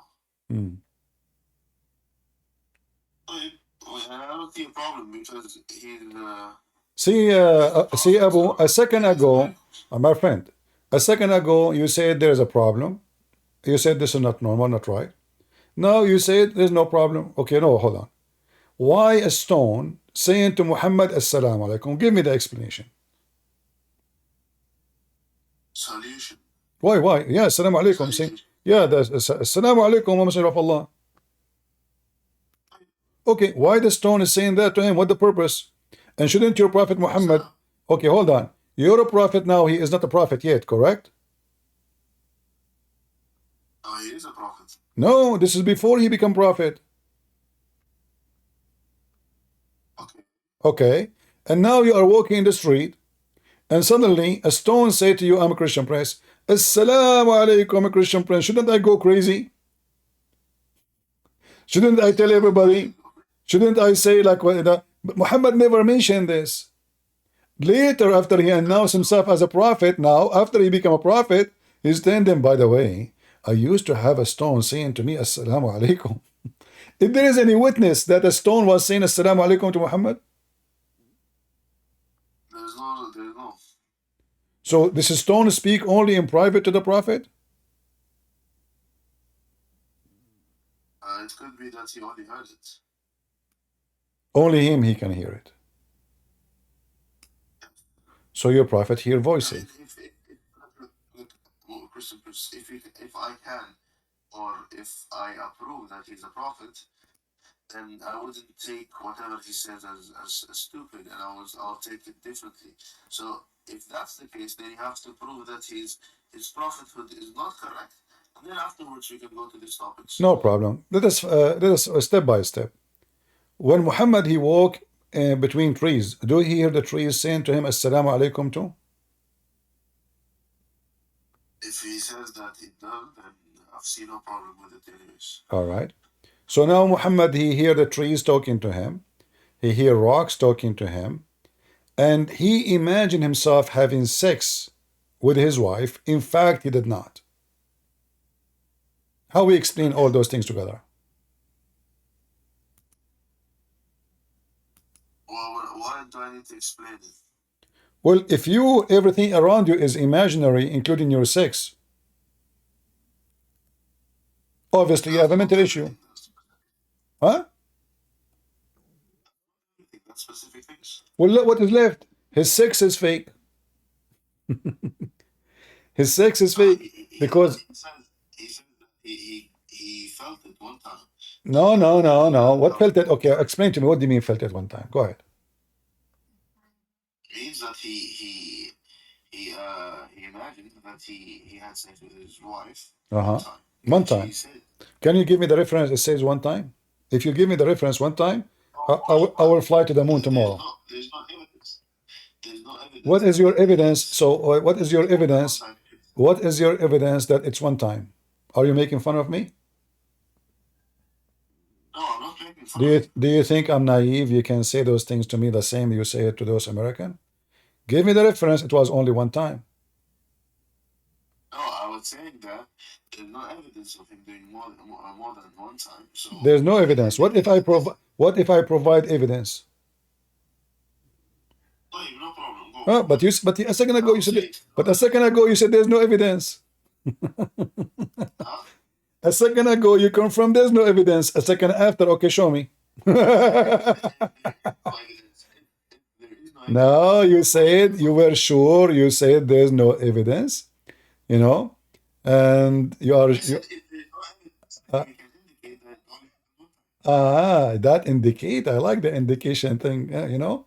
All right. So let us see if there is evidence or not. Let us go and see some hadith. Give me a second.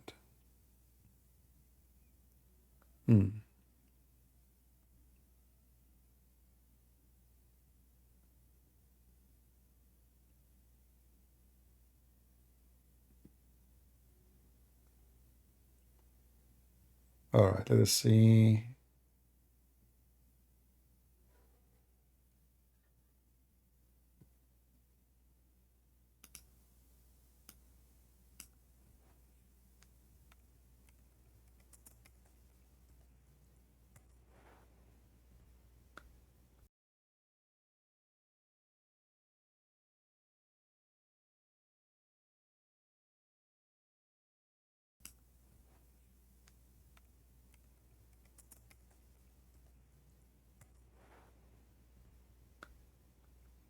Look how many times it says your prophet.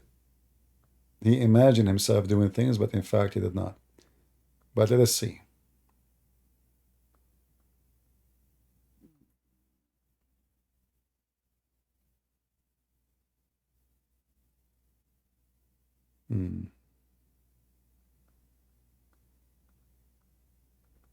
Read this one with me.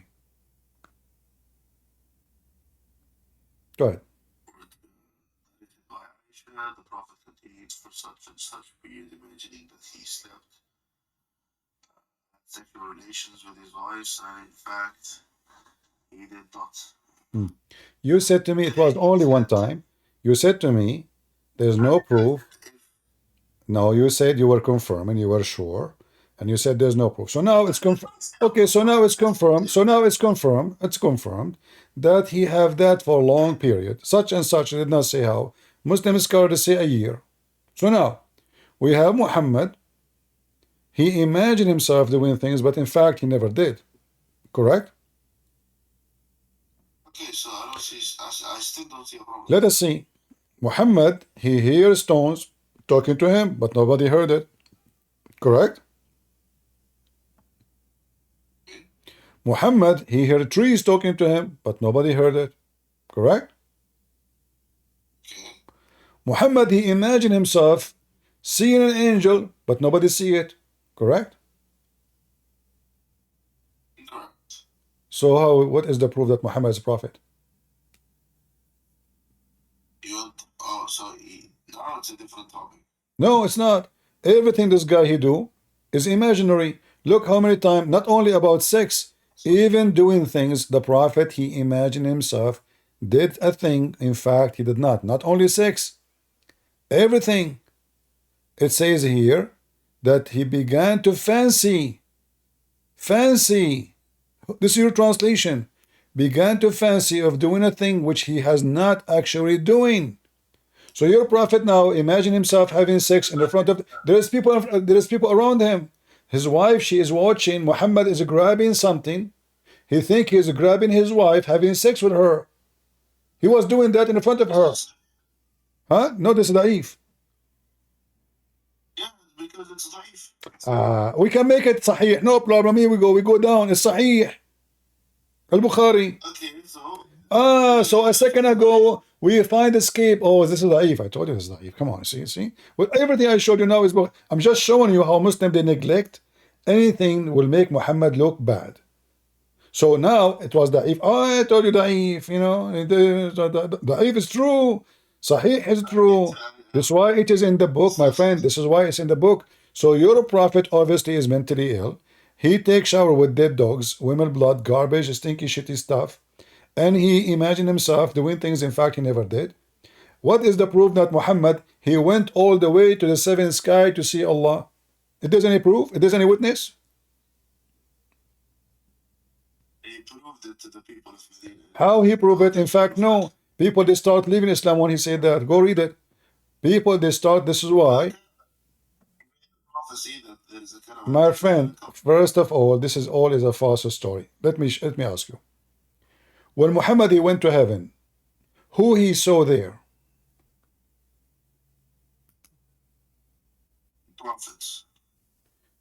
I thought the prophets all are dead. Are they resurrected yet? No, they're not resurrected. So how he saw them there? No, he saw them in the heaven. Because No, they are not. He saw them in the heaven, not in the barzakh. No, my friend, don't. They are dead. You don't go to the barzakh and dead. You are dead. You are dead. You are in the grave. You are in the grave. yes, but Okay.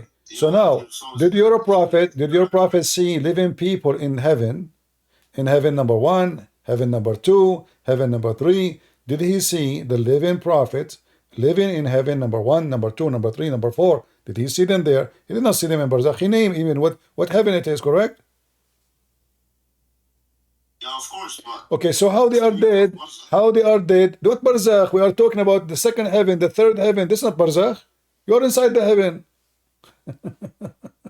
What barzakh? okay, that has nothing to do with what the state of Barzakh is. No, you are dead. You are, my friend, you are dead. Did Allah resurrect? Did Allah resurrect them yet? Dead in body, not soul. What? Your soul is still alive. Is he saw their soul, or he saw men in heaven? He saw their soul because there's no man in heaven. Can you show me where it says he saw their soul? Is since when soul is visible? Because we can do qiyas that when Allah says that What qiyas? Okay, show me the qiyas. Go ahead. Qiyas. yes, so when Allah resurrects us, Uh-huh. we are what souls, right? No, when he resurrects you, he reunite the soul with the body. He is not resurrecting the soul. He is, this is what resurrection means. Reuniting two things, the body, the flesh, with the soul. So now you are back to the normal stage again. And when your prophet, he went to the heaven, he saw men, he did not see souls. What soul's the problem? Well, if they are dead and they are not resurrected, Muhammad is fabricating a story. He did not see them. We just proved that Muhammad, he imagined seeing things. Right? He imagined seeing things. The guy, he cannot be trustworthy. He imagined. Even his sex is fake. So how we can trust that Muhammad saw an angel? Like when Muhammad was imagining for such and such a period, how many Quran he received which is imaginary? As long as the guy is out of control, he imagined himself.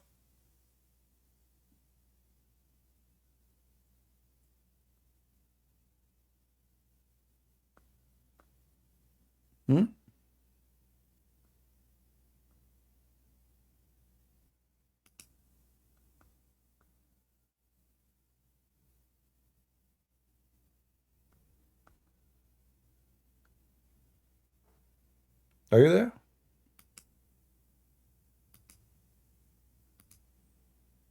Are you imagining yourself talking to me now, or you aren't talking? Can you hear me? Can you hear me? Now I hear you. Go ahead. So here your prophet speaking about an animal, huh? Did you hear me when I was making a point? No, I heard nothing. Say again. Okay, so what I was saying is that when Allah does something or a specific thing happened to the Prophet, right? It could be that yani, the things that Allah gives the Prophet, it gives proof that this specific individual is a prophet. So you cannot just conclude because he is not in. He didn't. We don't have evidence that Jibreel saw him in the cave. Give me the evidence. Okay, give me the evidence that Muhammad, he is a prophet. This is the evidence. He went to 7 heavens in the top of a flying. Okay, hold on. The flying donkey is used for what purpose? Flying dog. What do you mean, Buraq? Uh-huh. Why it's called Buraq? Do you know? Why it's called Buraq? It comes from the word Burq. It's mostly like Light. Yeah, Barq is like thunder, right? The light of the. Okay, so that means this is his speed, correct? At the speed of Buraq. Yeah. Speed of light, correct? Yeah. Okay. You can say that. All right. So when you're a prophet in the Quran, he says that the angel, it take them 1,000 years to go down from heaven to earth. How you're a prophet, he was able to go to heaven and come down in a few hours when he is in the company of someone, he have the speed of light and he is an angel too. It's a metaphorical. No, no. You can read all No, there's no interpretation saying metaphorical. A second ago, Muhammad donkey is real. His trip is real. And now it's a metaphorical. We don't say it's not real. We say that all right. The name of him is given metaphorically. It means that he's not real. A second ago, you agree with me that his speed is the speed of light. A second ago, before I say this, you agreed. Look how you change your position. You know, look, it's like a bit dancing. You shake the left and right. I don't change my position. I said that, but it comes from the word bark. Okay, I will go with you. Whatever the speed is, the speed of the angel, it take them 1,000 years to go down to the earth. The Quran say, how you're a prophet, he went up to heaven and came down in a few hours.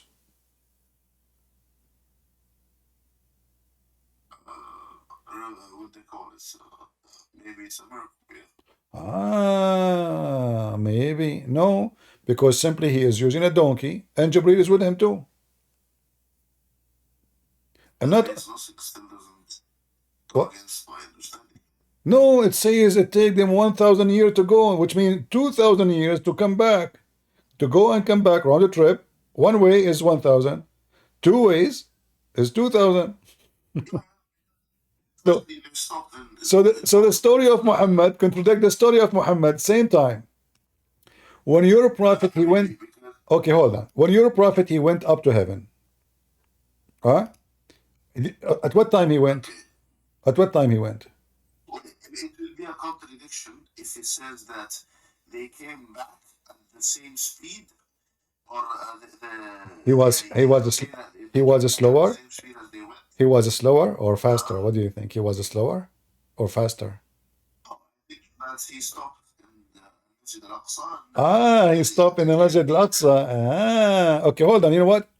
Just to show you something very funny about Muhammad. You Muslim, you claim that the Quran is the book of Allah, correct? Yes. And the Quran says that the Quran is clear, correct? Okay. Where in the Quran it says that Muhammad, he went to the 7 heaven? Example fallacy. You cannot say that. You cannot. Like, that's like me saying, because you claim that Jesus is God, then you have to say that you have to pull a Dr. Zakir Naik quote, which is basically saying him saying worship him. Is the same thing? No, this is about a trip he did, physical trip. So where you Muslim learn so if Muhammad he mentioned the trip, how come Allah he never mentioned it? You just mentioned that he went in his way back to the Aqsa. Okay, where it says Muhammad he went to the Aqsa, can you show me? No, I didn't mean. I said when he went the first time. It took him time. There's first time, second time. You said he went to the Aqsa. Everybody heard you. Yeah. Okay, where you learn this from? Is that in the Quran? Yes, in Surah Isra. Okay, where? Show me. I'm gonna learn from you. Yeah, it's in front of you. سبحان الذي أسرى بعبده ليلا من المسجد الحرام. Okay, where it says this is Muhammad and Muhammad he went somewhere, and where it says Aqsa, where it says the Aqsa, the one you have it now in Jerusalem. At that time, there's no mosque there. Where it says this is about Jerusalem, No, it's where it says I want you to give me two things. Where it says that this is about Muhammad. Number one, go ahead. because that's the only thing that aligns with the Isra and Mi'raj. No, because if you go now in the Quran, if you go in the same verse, you will see it's talking about Moses. This is about Moses. That's the difference. No, this is Musa. This is you Muslim. You don't understand your religion. We're the Christian. We teach you. Listen carefully. Moses, God he commanded him. Listen, God he commanded him at night to go from the land of Egypt to where? Egypt. To Sinai. The Aqsa is in Sinai, where God appeared to Moses, the forbidden land. So this What is is why the verse here it says Moses in front of you, and we gave Moses. This is about Moses. If you go, That's the Masjid al-Haram. yeah, the forbidden land is where Moses he met with God. Where Moses met with God. This is the forbidden land. God he says to Moses, tell your people don't enter this border. Whoever entered, he will be back. He, To the Masjid, to the place where Moses. no, there is nowhere. This is not about the Kaaba. Okay, hold on. Let me show you something. Muslims are this is why the Quran says if you want to learn something, there's a verse about it says ask Christian Prince. If we go here, we see this. I will type this word, and you know Arabic.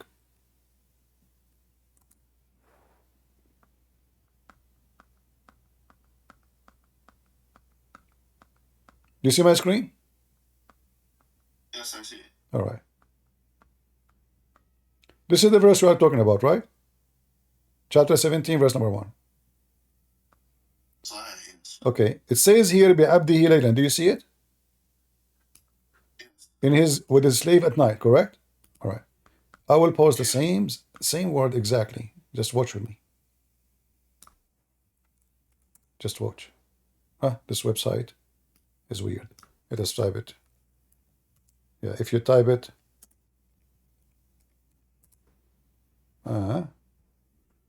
this website is weird. You can't even find the same word again when you search it. Let's do it again.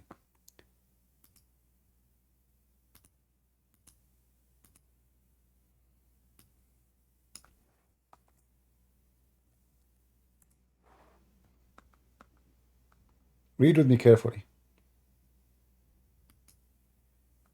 Isn't this the same exactly?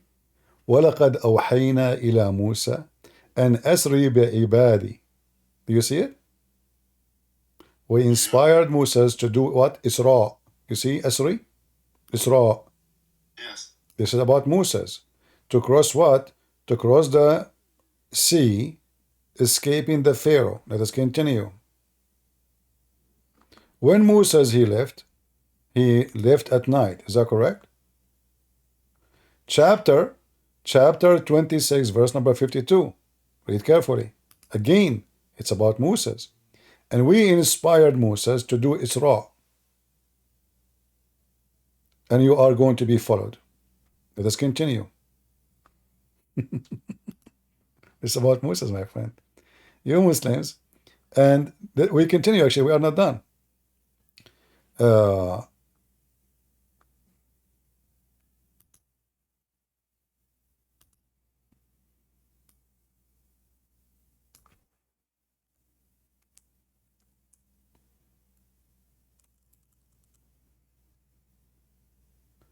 Subhanallah, yes, okay, well done. Which verse we will show you?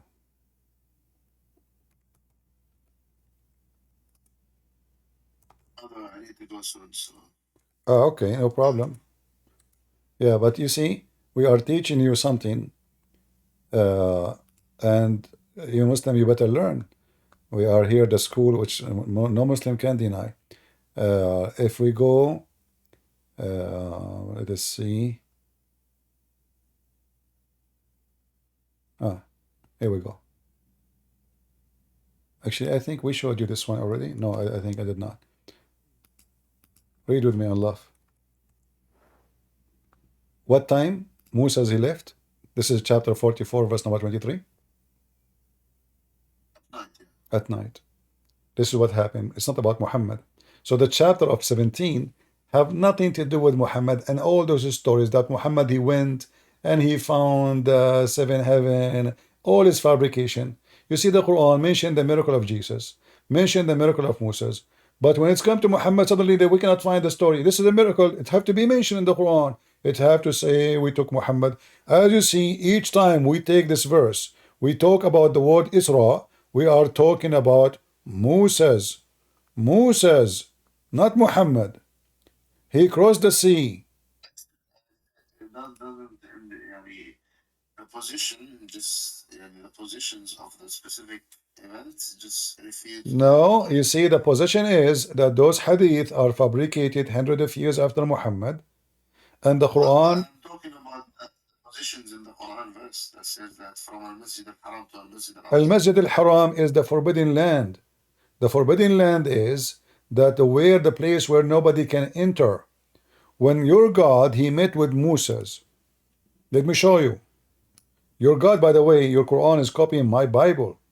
So when Moses, That's a different topic. no, it's not different topic. It's the same topic. You know, Allah. Clearly something. Well, Allah, he command Moses to take off his shoes. Correct? Yes. All right. So he took off their shoes. Why? Because this is the forbidden land. This is a holy land, right? Yes, it's a holy land. That doesn't make Exactly. This is the Masjid al-Haram. This is where you worship God. And this is in the sacred. Do you see the word sacred? He said, but what is the al-Masjid al-Haram? Al-Haram. Yes, it is haram. This is where he bowed down to God. This is where he bowed down to God. This is now is bigger. This is even bigger. Because this is a valley. Mecca is valley. Mecca is valley too. Hold on. Mecca is valley, but this is about Moses. So, O Moses, take your shoes, for you are now. Okay, my friend. You said you need to go take care. Okay, where is Musa going here? Where is Musa going here? Which what? Where is Musa going here? Or where did he find Allah? Or this is in the mount of Sinai, which your God he swear by. Your God he says, "Wattinu was zaytun was Sinai." So, no, that's incorrect. That's incorrect. Really? Where your God he met? Yes, where your God he met Moses? Yes, when he was going from when he was going with his people out of the tribe, right? He took them to go back to Pharaoh. Right? And I'm pretty sure to go back to Pharaoh. Yes, to go back to Pharaoh and show him his miracles, because Musa left Pharaoh. Okay. And he went to sit in the tribe. Uh-huh. And when he got married, that he got kids. Yeah. Okay. Listen. You misunderstood me. When Moses he met with God, God commanded him to escape. Correct? Yeah, but that has nothing to do with Okay. No. Hold on. But when God he met, how many times God he met Moses in Islam? He met him 2 times. 2 times? When the first time, when the second time? Okay. I think it's 2 times. He went to him on the mountain, and then when he found him in the tree. When he found him in the tree, which location? It's from Egypt to his tribe. So the tribe was closer to Sudan at that area. He was closer to Sudan, not in Sinai. He was not in Sinai. So when your prophet, your God, he swear by Sinai, he swear by it for what reason? Which even Quds or what? No, Sinai.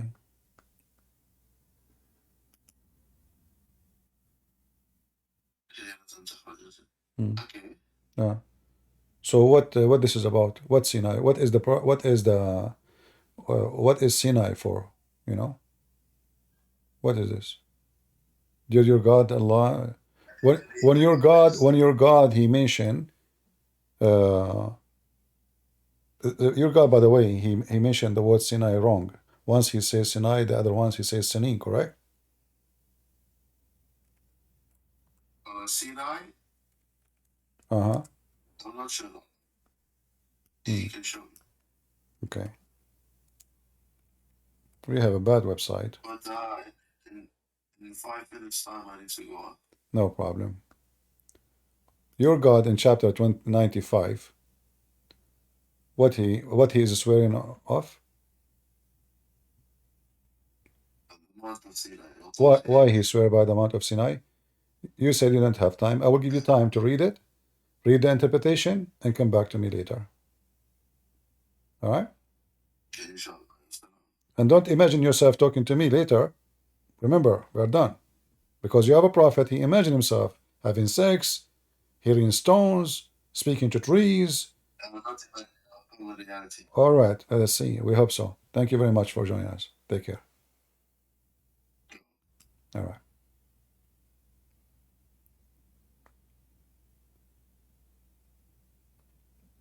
As you see, you know, like we went out of our topic, but it's okay. Everything we are doing here is education, right? So we learn, and the purpose is, this is why I prefer to have a Muslim, so he can hear the other side of the story, because maybe Christian Prince is making things up, maybe he's lying, maybe he's not honest, maybe he misunderstood. So we present you the other person, the Muslim, to do his best to defend his religion, and you will see Islam is just a joke. I mean, a prophet, he jump in water, have dead dogs and women blood from period, and he claimed that water is always pure. One of the biggest disasters or reason for disaster in the world is dirty water. All kind of bacteria, all kind of worms, all kind of crazy stuff is in the water. That's why having clear water is the most important thing to be sure when you drink.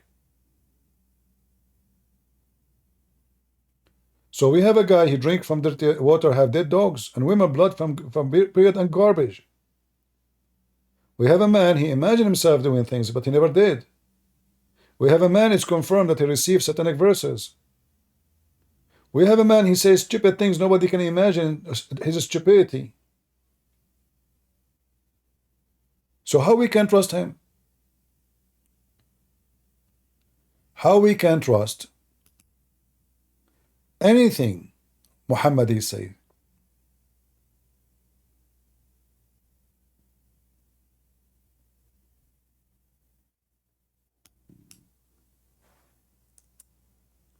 We cannot. Bad ethic, fabricator,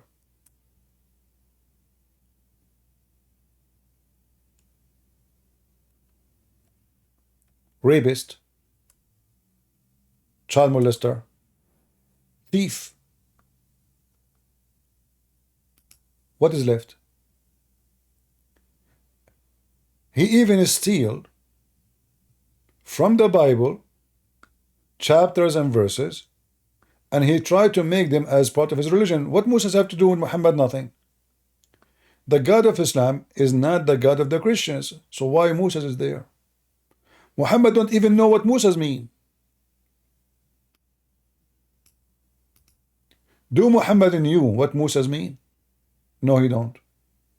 You have no idea. If you ask the Muslims what you call Isa, okay, what Isa mean? They don't know. Masih, they don't know what Masih mean. If you check what the Muslim believe about what the word Masih mean, you will go crazy. Even they say that because you have a flat feet. It turned to be the Messiah have a flat feet. This is what the Messiah, you know, because they are so confused, they don't know what mean. When Allah he swear by Yasin, do Muhammad knew what Yasin is? Ya is a word meaning God. Sin is the name of the God, and that is the moon god. You check with the Muslim, you say, okay, what this word mean? What your Allah? He says, Allah, this is a miracle. This is a miracle, brother. Nobody knows what Allah meant. Because Muhammad do not know. You do not know because you stole the words. You do not know what they mean. And now we have Yasin. Sin is the moon god. Ya is the word God.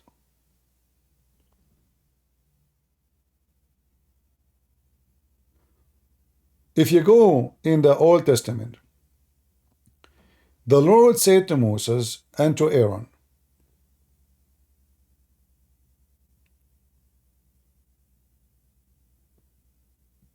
there is two forbidden land actually. There's the forbidden land from going to Israel, right? And there's a land where you cannot enter, for this is a holy ground. Muhammad, he took the story, he learned from the Jews, he put it in his Quran, and now the Muslim later, a few hundred later, they make it about Muhammad. And now the Muslim, they want to fight the Jews, they want to kill them, because somebody said Muhammad, he went to a mosque which never exists. How Muhammad he go there if nobody, the Roman was there?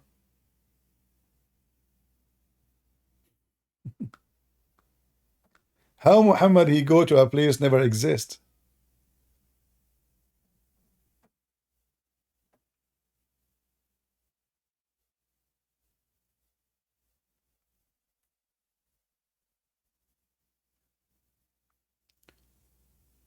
Do we have any Muhammadan last call? Did you guys have a good time?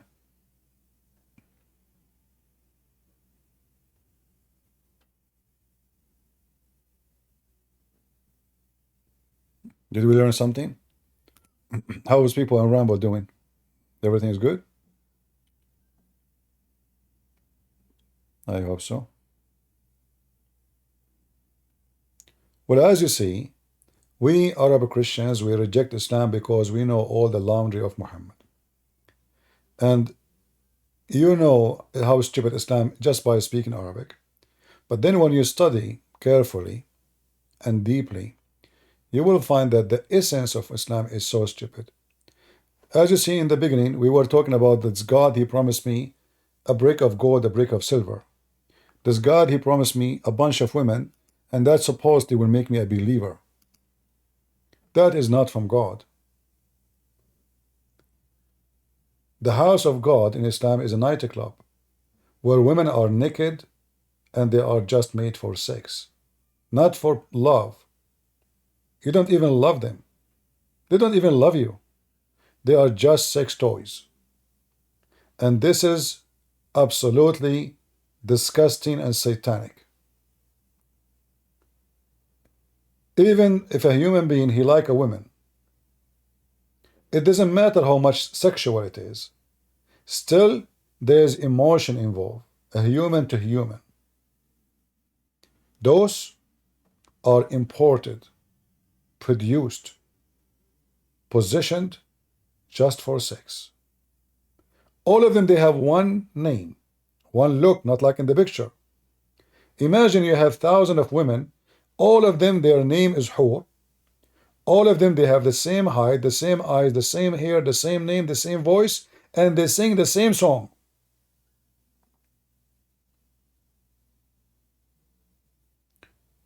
So what even the point of having melty women if all of them look the same? Who is the stupid here? Allah is fooling who?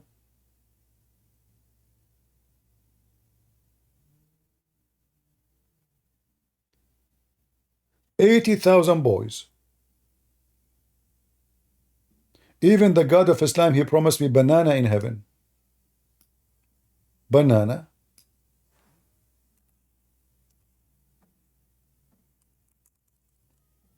Are you sure? Yeah,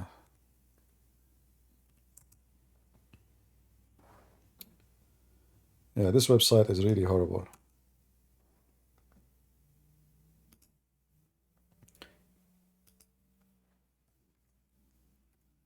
Allah will give you a bracelet, one made of gold and one made of silver. What is this? One verse he promised gold bracelet. I mean, why a man will wear a bracelet anyway? You want to be pretty? You see, for me, one of the things I don't respect in men, when they start putting accessories on their body.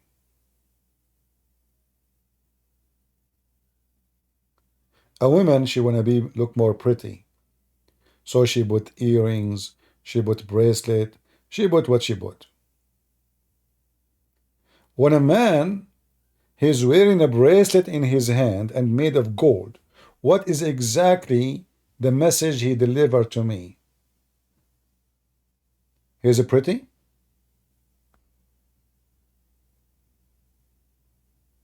He look good? He's more attractive?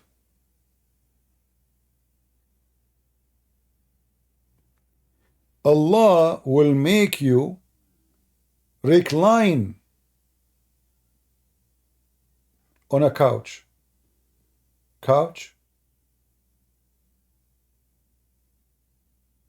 And you will wear a green silk cloth made in Iran by the mullahs of Iran. Imagine Muhammad, he copied a word which is a Persian word, istabraq. Istabraq is not Arabic. The Quran claims that this is a pure Arabic book. Istabraq is like saying Gucci. It's a brand. At that time, this was the most famous, expensive silk people know. Famous one. Who is the one who can have such a thing? The rich ones. So now Muhammad, he is trying to seduce them by what? Couch, bracelet, brick of gold, brick of silver. You will wear silk and you are surrounded by women. You will have a grape. You will have rivers. You will have boys who they are going to be walking around you naked, and all of them, they are white like pearls. And just to let you know, only white are welcome in the heaven of Allah. Only white, no black.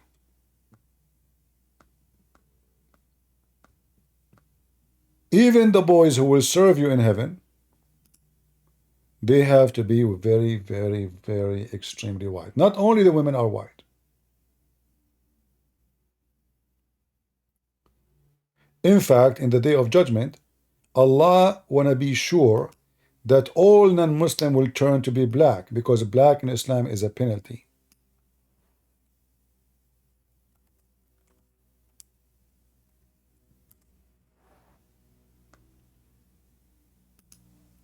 In the day of judgment, all those who will be entering heaven, they have to be extremely white.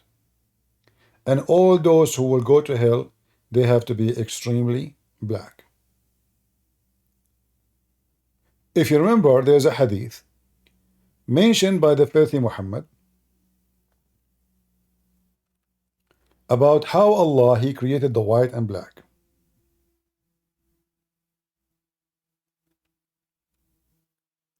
Allah he hit, if somebody can pause the hadith for you, Allah, he hit the right shoulder of Adam, and from there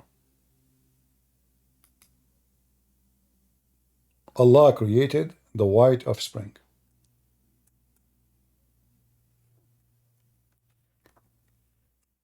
And then he hit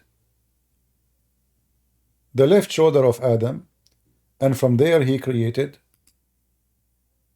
the black offspring, and they were black like charcoal. And he said to the one who created from the white, from the right shoulder, which means the white, you go to heaven and I don't care. And he said to the one who they are created from the left shoulder, you, which means the black, and you go to hell and I don't care. This is Islam. We used to have this hadith in Al-Alam website. Those cowards, because we use it many times, they took it down. Can you believe it?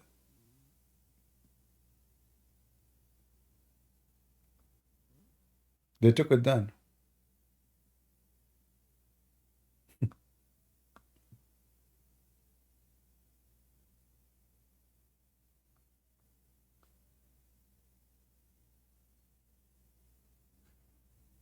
But we can find the reference, no problem.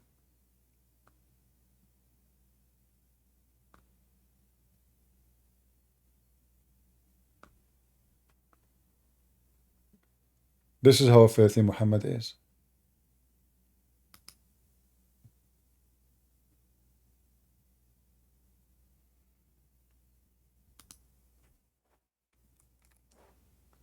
And by the way, this is a Sahih hadith.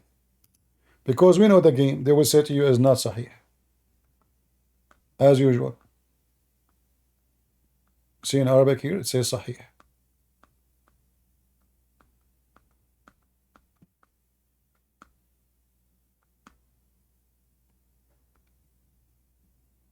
This is how satanic this cult is. People go to heaven, people go to hell, based on their color.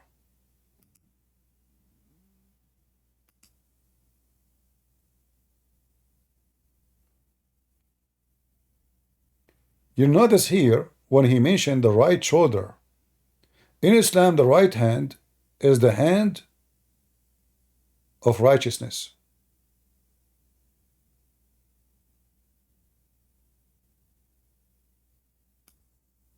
You see the right shoulder? The white people are coming from the right shoulder, which means they are the righteous people, they are good people.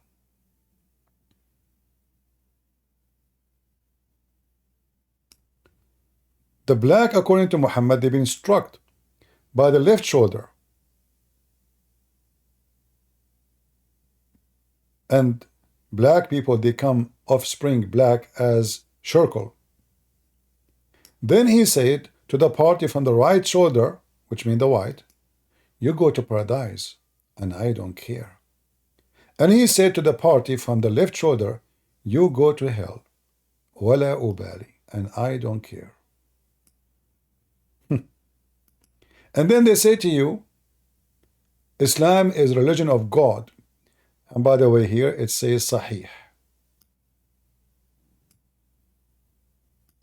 authentic.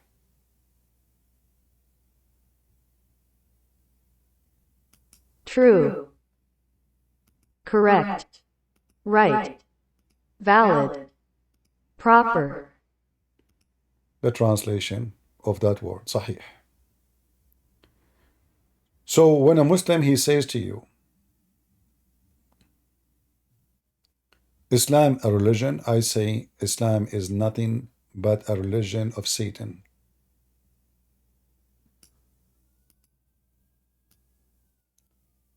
This man is evil.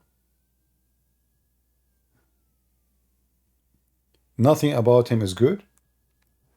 And I challenge anyone to prove me wrong. I hope we learned something good for today. I will not keep you for long. If you are new, don't forget to subscribe either in Rumble or in YouTube. And you can join us always in Discord. You can invite your friends or shake.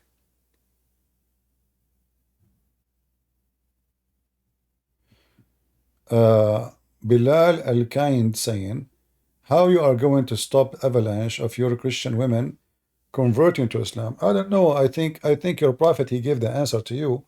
Your prophet, he says, Islam will go small as it started, and even he said, is going to go back like a snake going back to its hole. So look like your prophet is a fool. He's saying something, again, false prophecy. However, my friend, the avalanche of Muslims, women and men leaving Islam is by tens of thousands. According to Al Jazeera TV, 6 million a year they leave Islam. And the Sheikh was crying. Go watch the program. 6 million. How many people convert to Islam a year? You lose way more than those who convert. You are talking about the avalanche. I can go right now and I can get you a video from Mimi Hijab and Mufti Mink, speaking about avalanche of Muslims leaving Islam. You wanna hear it? I can look for it.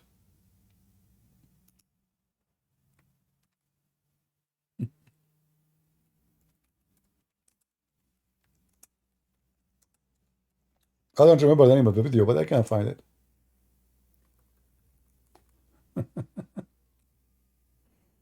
Hold on.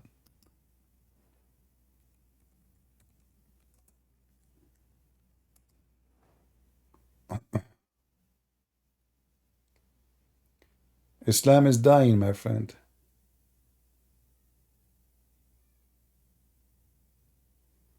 I found a video made by Apostasy Prophet about it, but I want the original one. Let me see if I can find it. Yeah, here we go. Just a second. Are you ready? This is your Mimi Hijab, and this is your Mufti Mink, and this is the drama. This is the. I mean, I was reading something from Pew Research that said in America 24% of Muslims apostate. As much as we say Islam is the fastest growing religion in the globe, I want to tell you something that I've studied. I've studied. Okay? It's the religion with the large number of defectors, the largest number of defectors. It is what? The religion of the biggest number of defectors. Did you hear it? Did you hear it, Abdul? Bilal, did you hear it? This is Mimi Hijab, and the other guy, he have lice in his beard. I don't know, is he? He's scratching it, you know? And this is Mufti Mink. Mimi Hijab, he said 24% of Muslims are apostate. 20, this is the quarter of the population of Muslims. Did you hear it? Mufti Mink, he said, I studied that. It's even more. The biggest defect religion, the biggest religion have defectors is Muslims. Let me play it for you again, for your ears. Because Muslims, you are living in fantasy. I mean, I was reading something from Pew Research that said in America 24% of Muslims apostate. As much as we say Islam is the fastest growing religion in the globe, I want to tell you something that I've studied. I've studied. Okay? It's the religion with the large number of defectors, the largest number of defectors. Did you know that? I can tell you. That doesn't mean the number of defectors is more than the number of those who enter. But from all others, those who are leaving Islam, and you don't even know, people are living in your home, and it's second, third generation in the Western world, they're not even Muslim. They're not even Muslim. They don't care about Islam, but their name is Muslim, and you think they're Muslim because they're in the situation.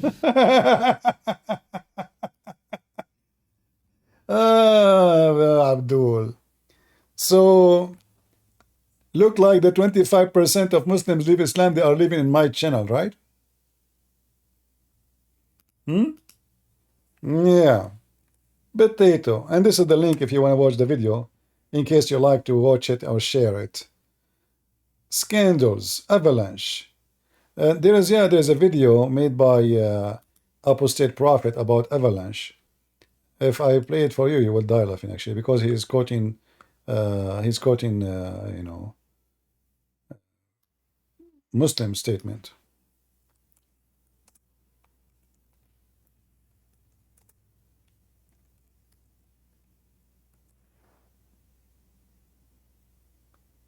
All right, let's see.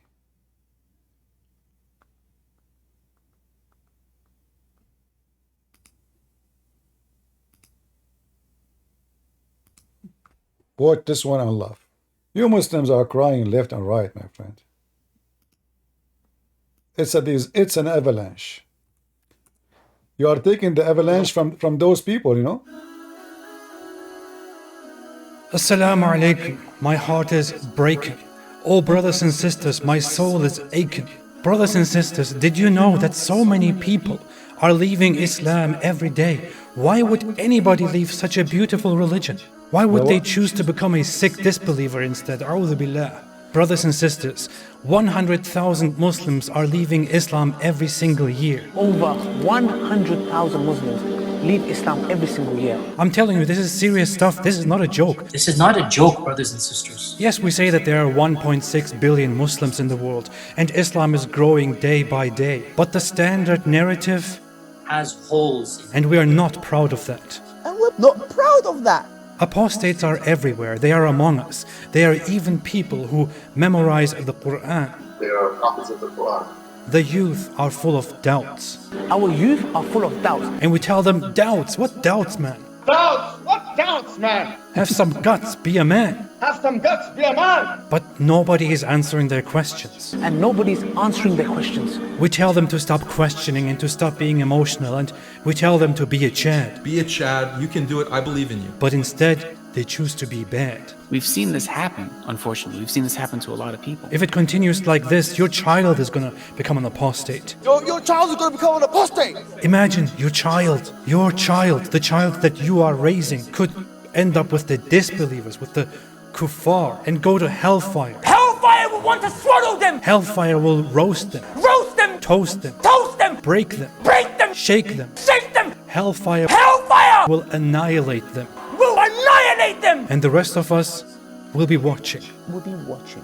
Brothers and sisters, we must act now. We must do something about this. And what you can do is to donate to our channel so that we can do something. May Allah keep us firm, never let us go astray. May Allah keep our children firm. If we don't take constructive steps now, this is going to become an avalanche. It is going to become an avalanche. A tsunami.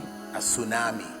The apostates, they are everywhere. They don't make it public, they hide it. They are leading prayers. They are leading prayers in the masjid. They are still living the life of a religious Muslim. And they are still leading that life while simultaneously declaring their apostasy. Brothers and sisters, if you feel as strongly about this as I do, then please donate to us and our cause. You can make a one-time donation or a monthly donation. Please be generous. Please give whatever you can so that we can take the responsibility and, alhamdulillah, spread apostasy. Donate now. Help now. You may even receive many.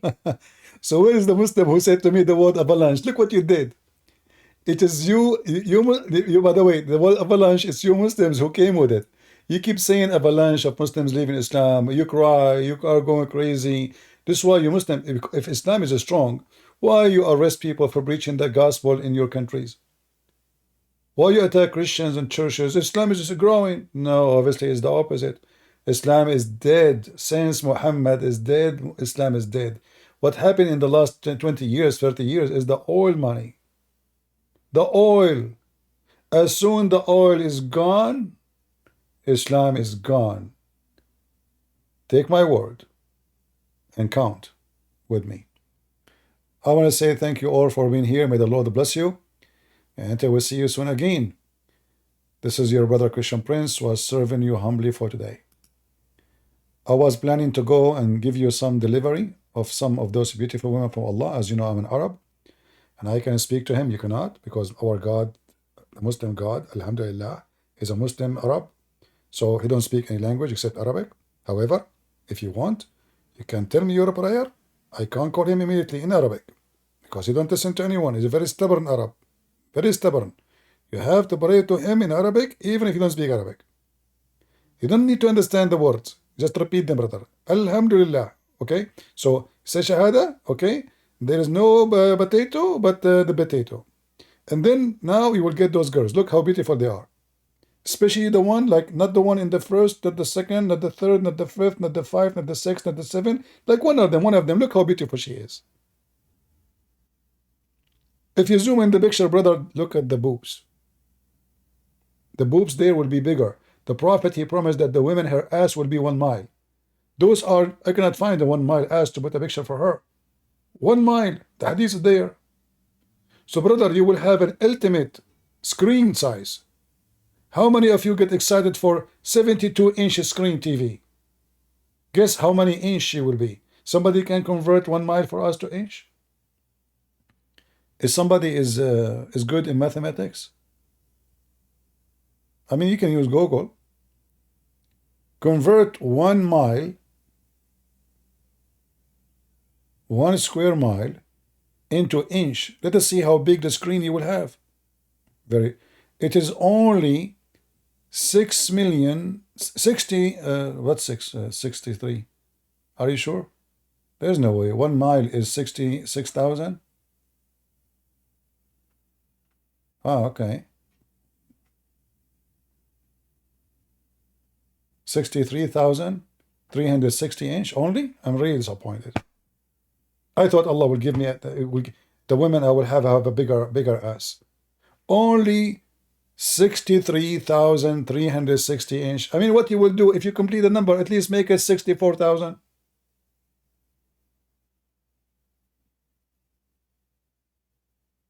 However, you notice it is 69. Subhanallah. Subhanallah. This is how you know that the God of Islam must be the true God. Only true God, they give you such a beauty. Only true God. False God, don't give such, you know. If I want to clean my yard from all the dust, I just command any of my wives to fart. All the dust, including the trees, will fly. Hurricane. A fart of methanol. I can burn everything.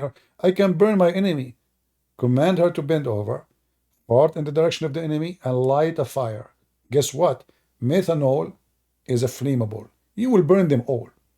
So you can use this woman for multi-purpose. Her ass there's a wisdom behind the big ass. There's a huge wisdom of Allah behind the big ass. And Allah, He says your penis will be in this, and her vagina will be in this. I don't know how that will work. How her ass is 1 mile, but her vagina is in this. Look like the vagina will extend from the other side. Very complicated. Only Allah knows how He make His promises when He is drunk. Thank you. God bless you. And God is good. So is Jesus. And no good in the God of Islam. He is filthy. He is stinky.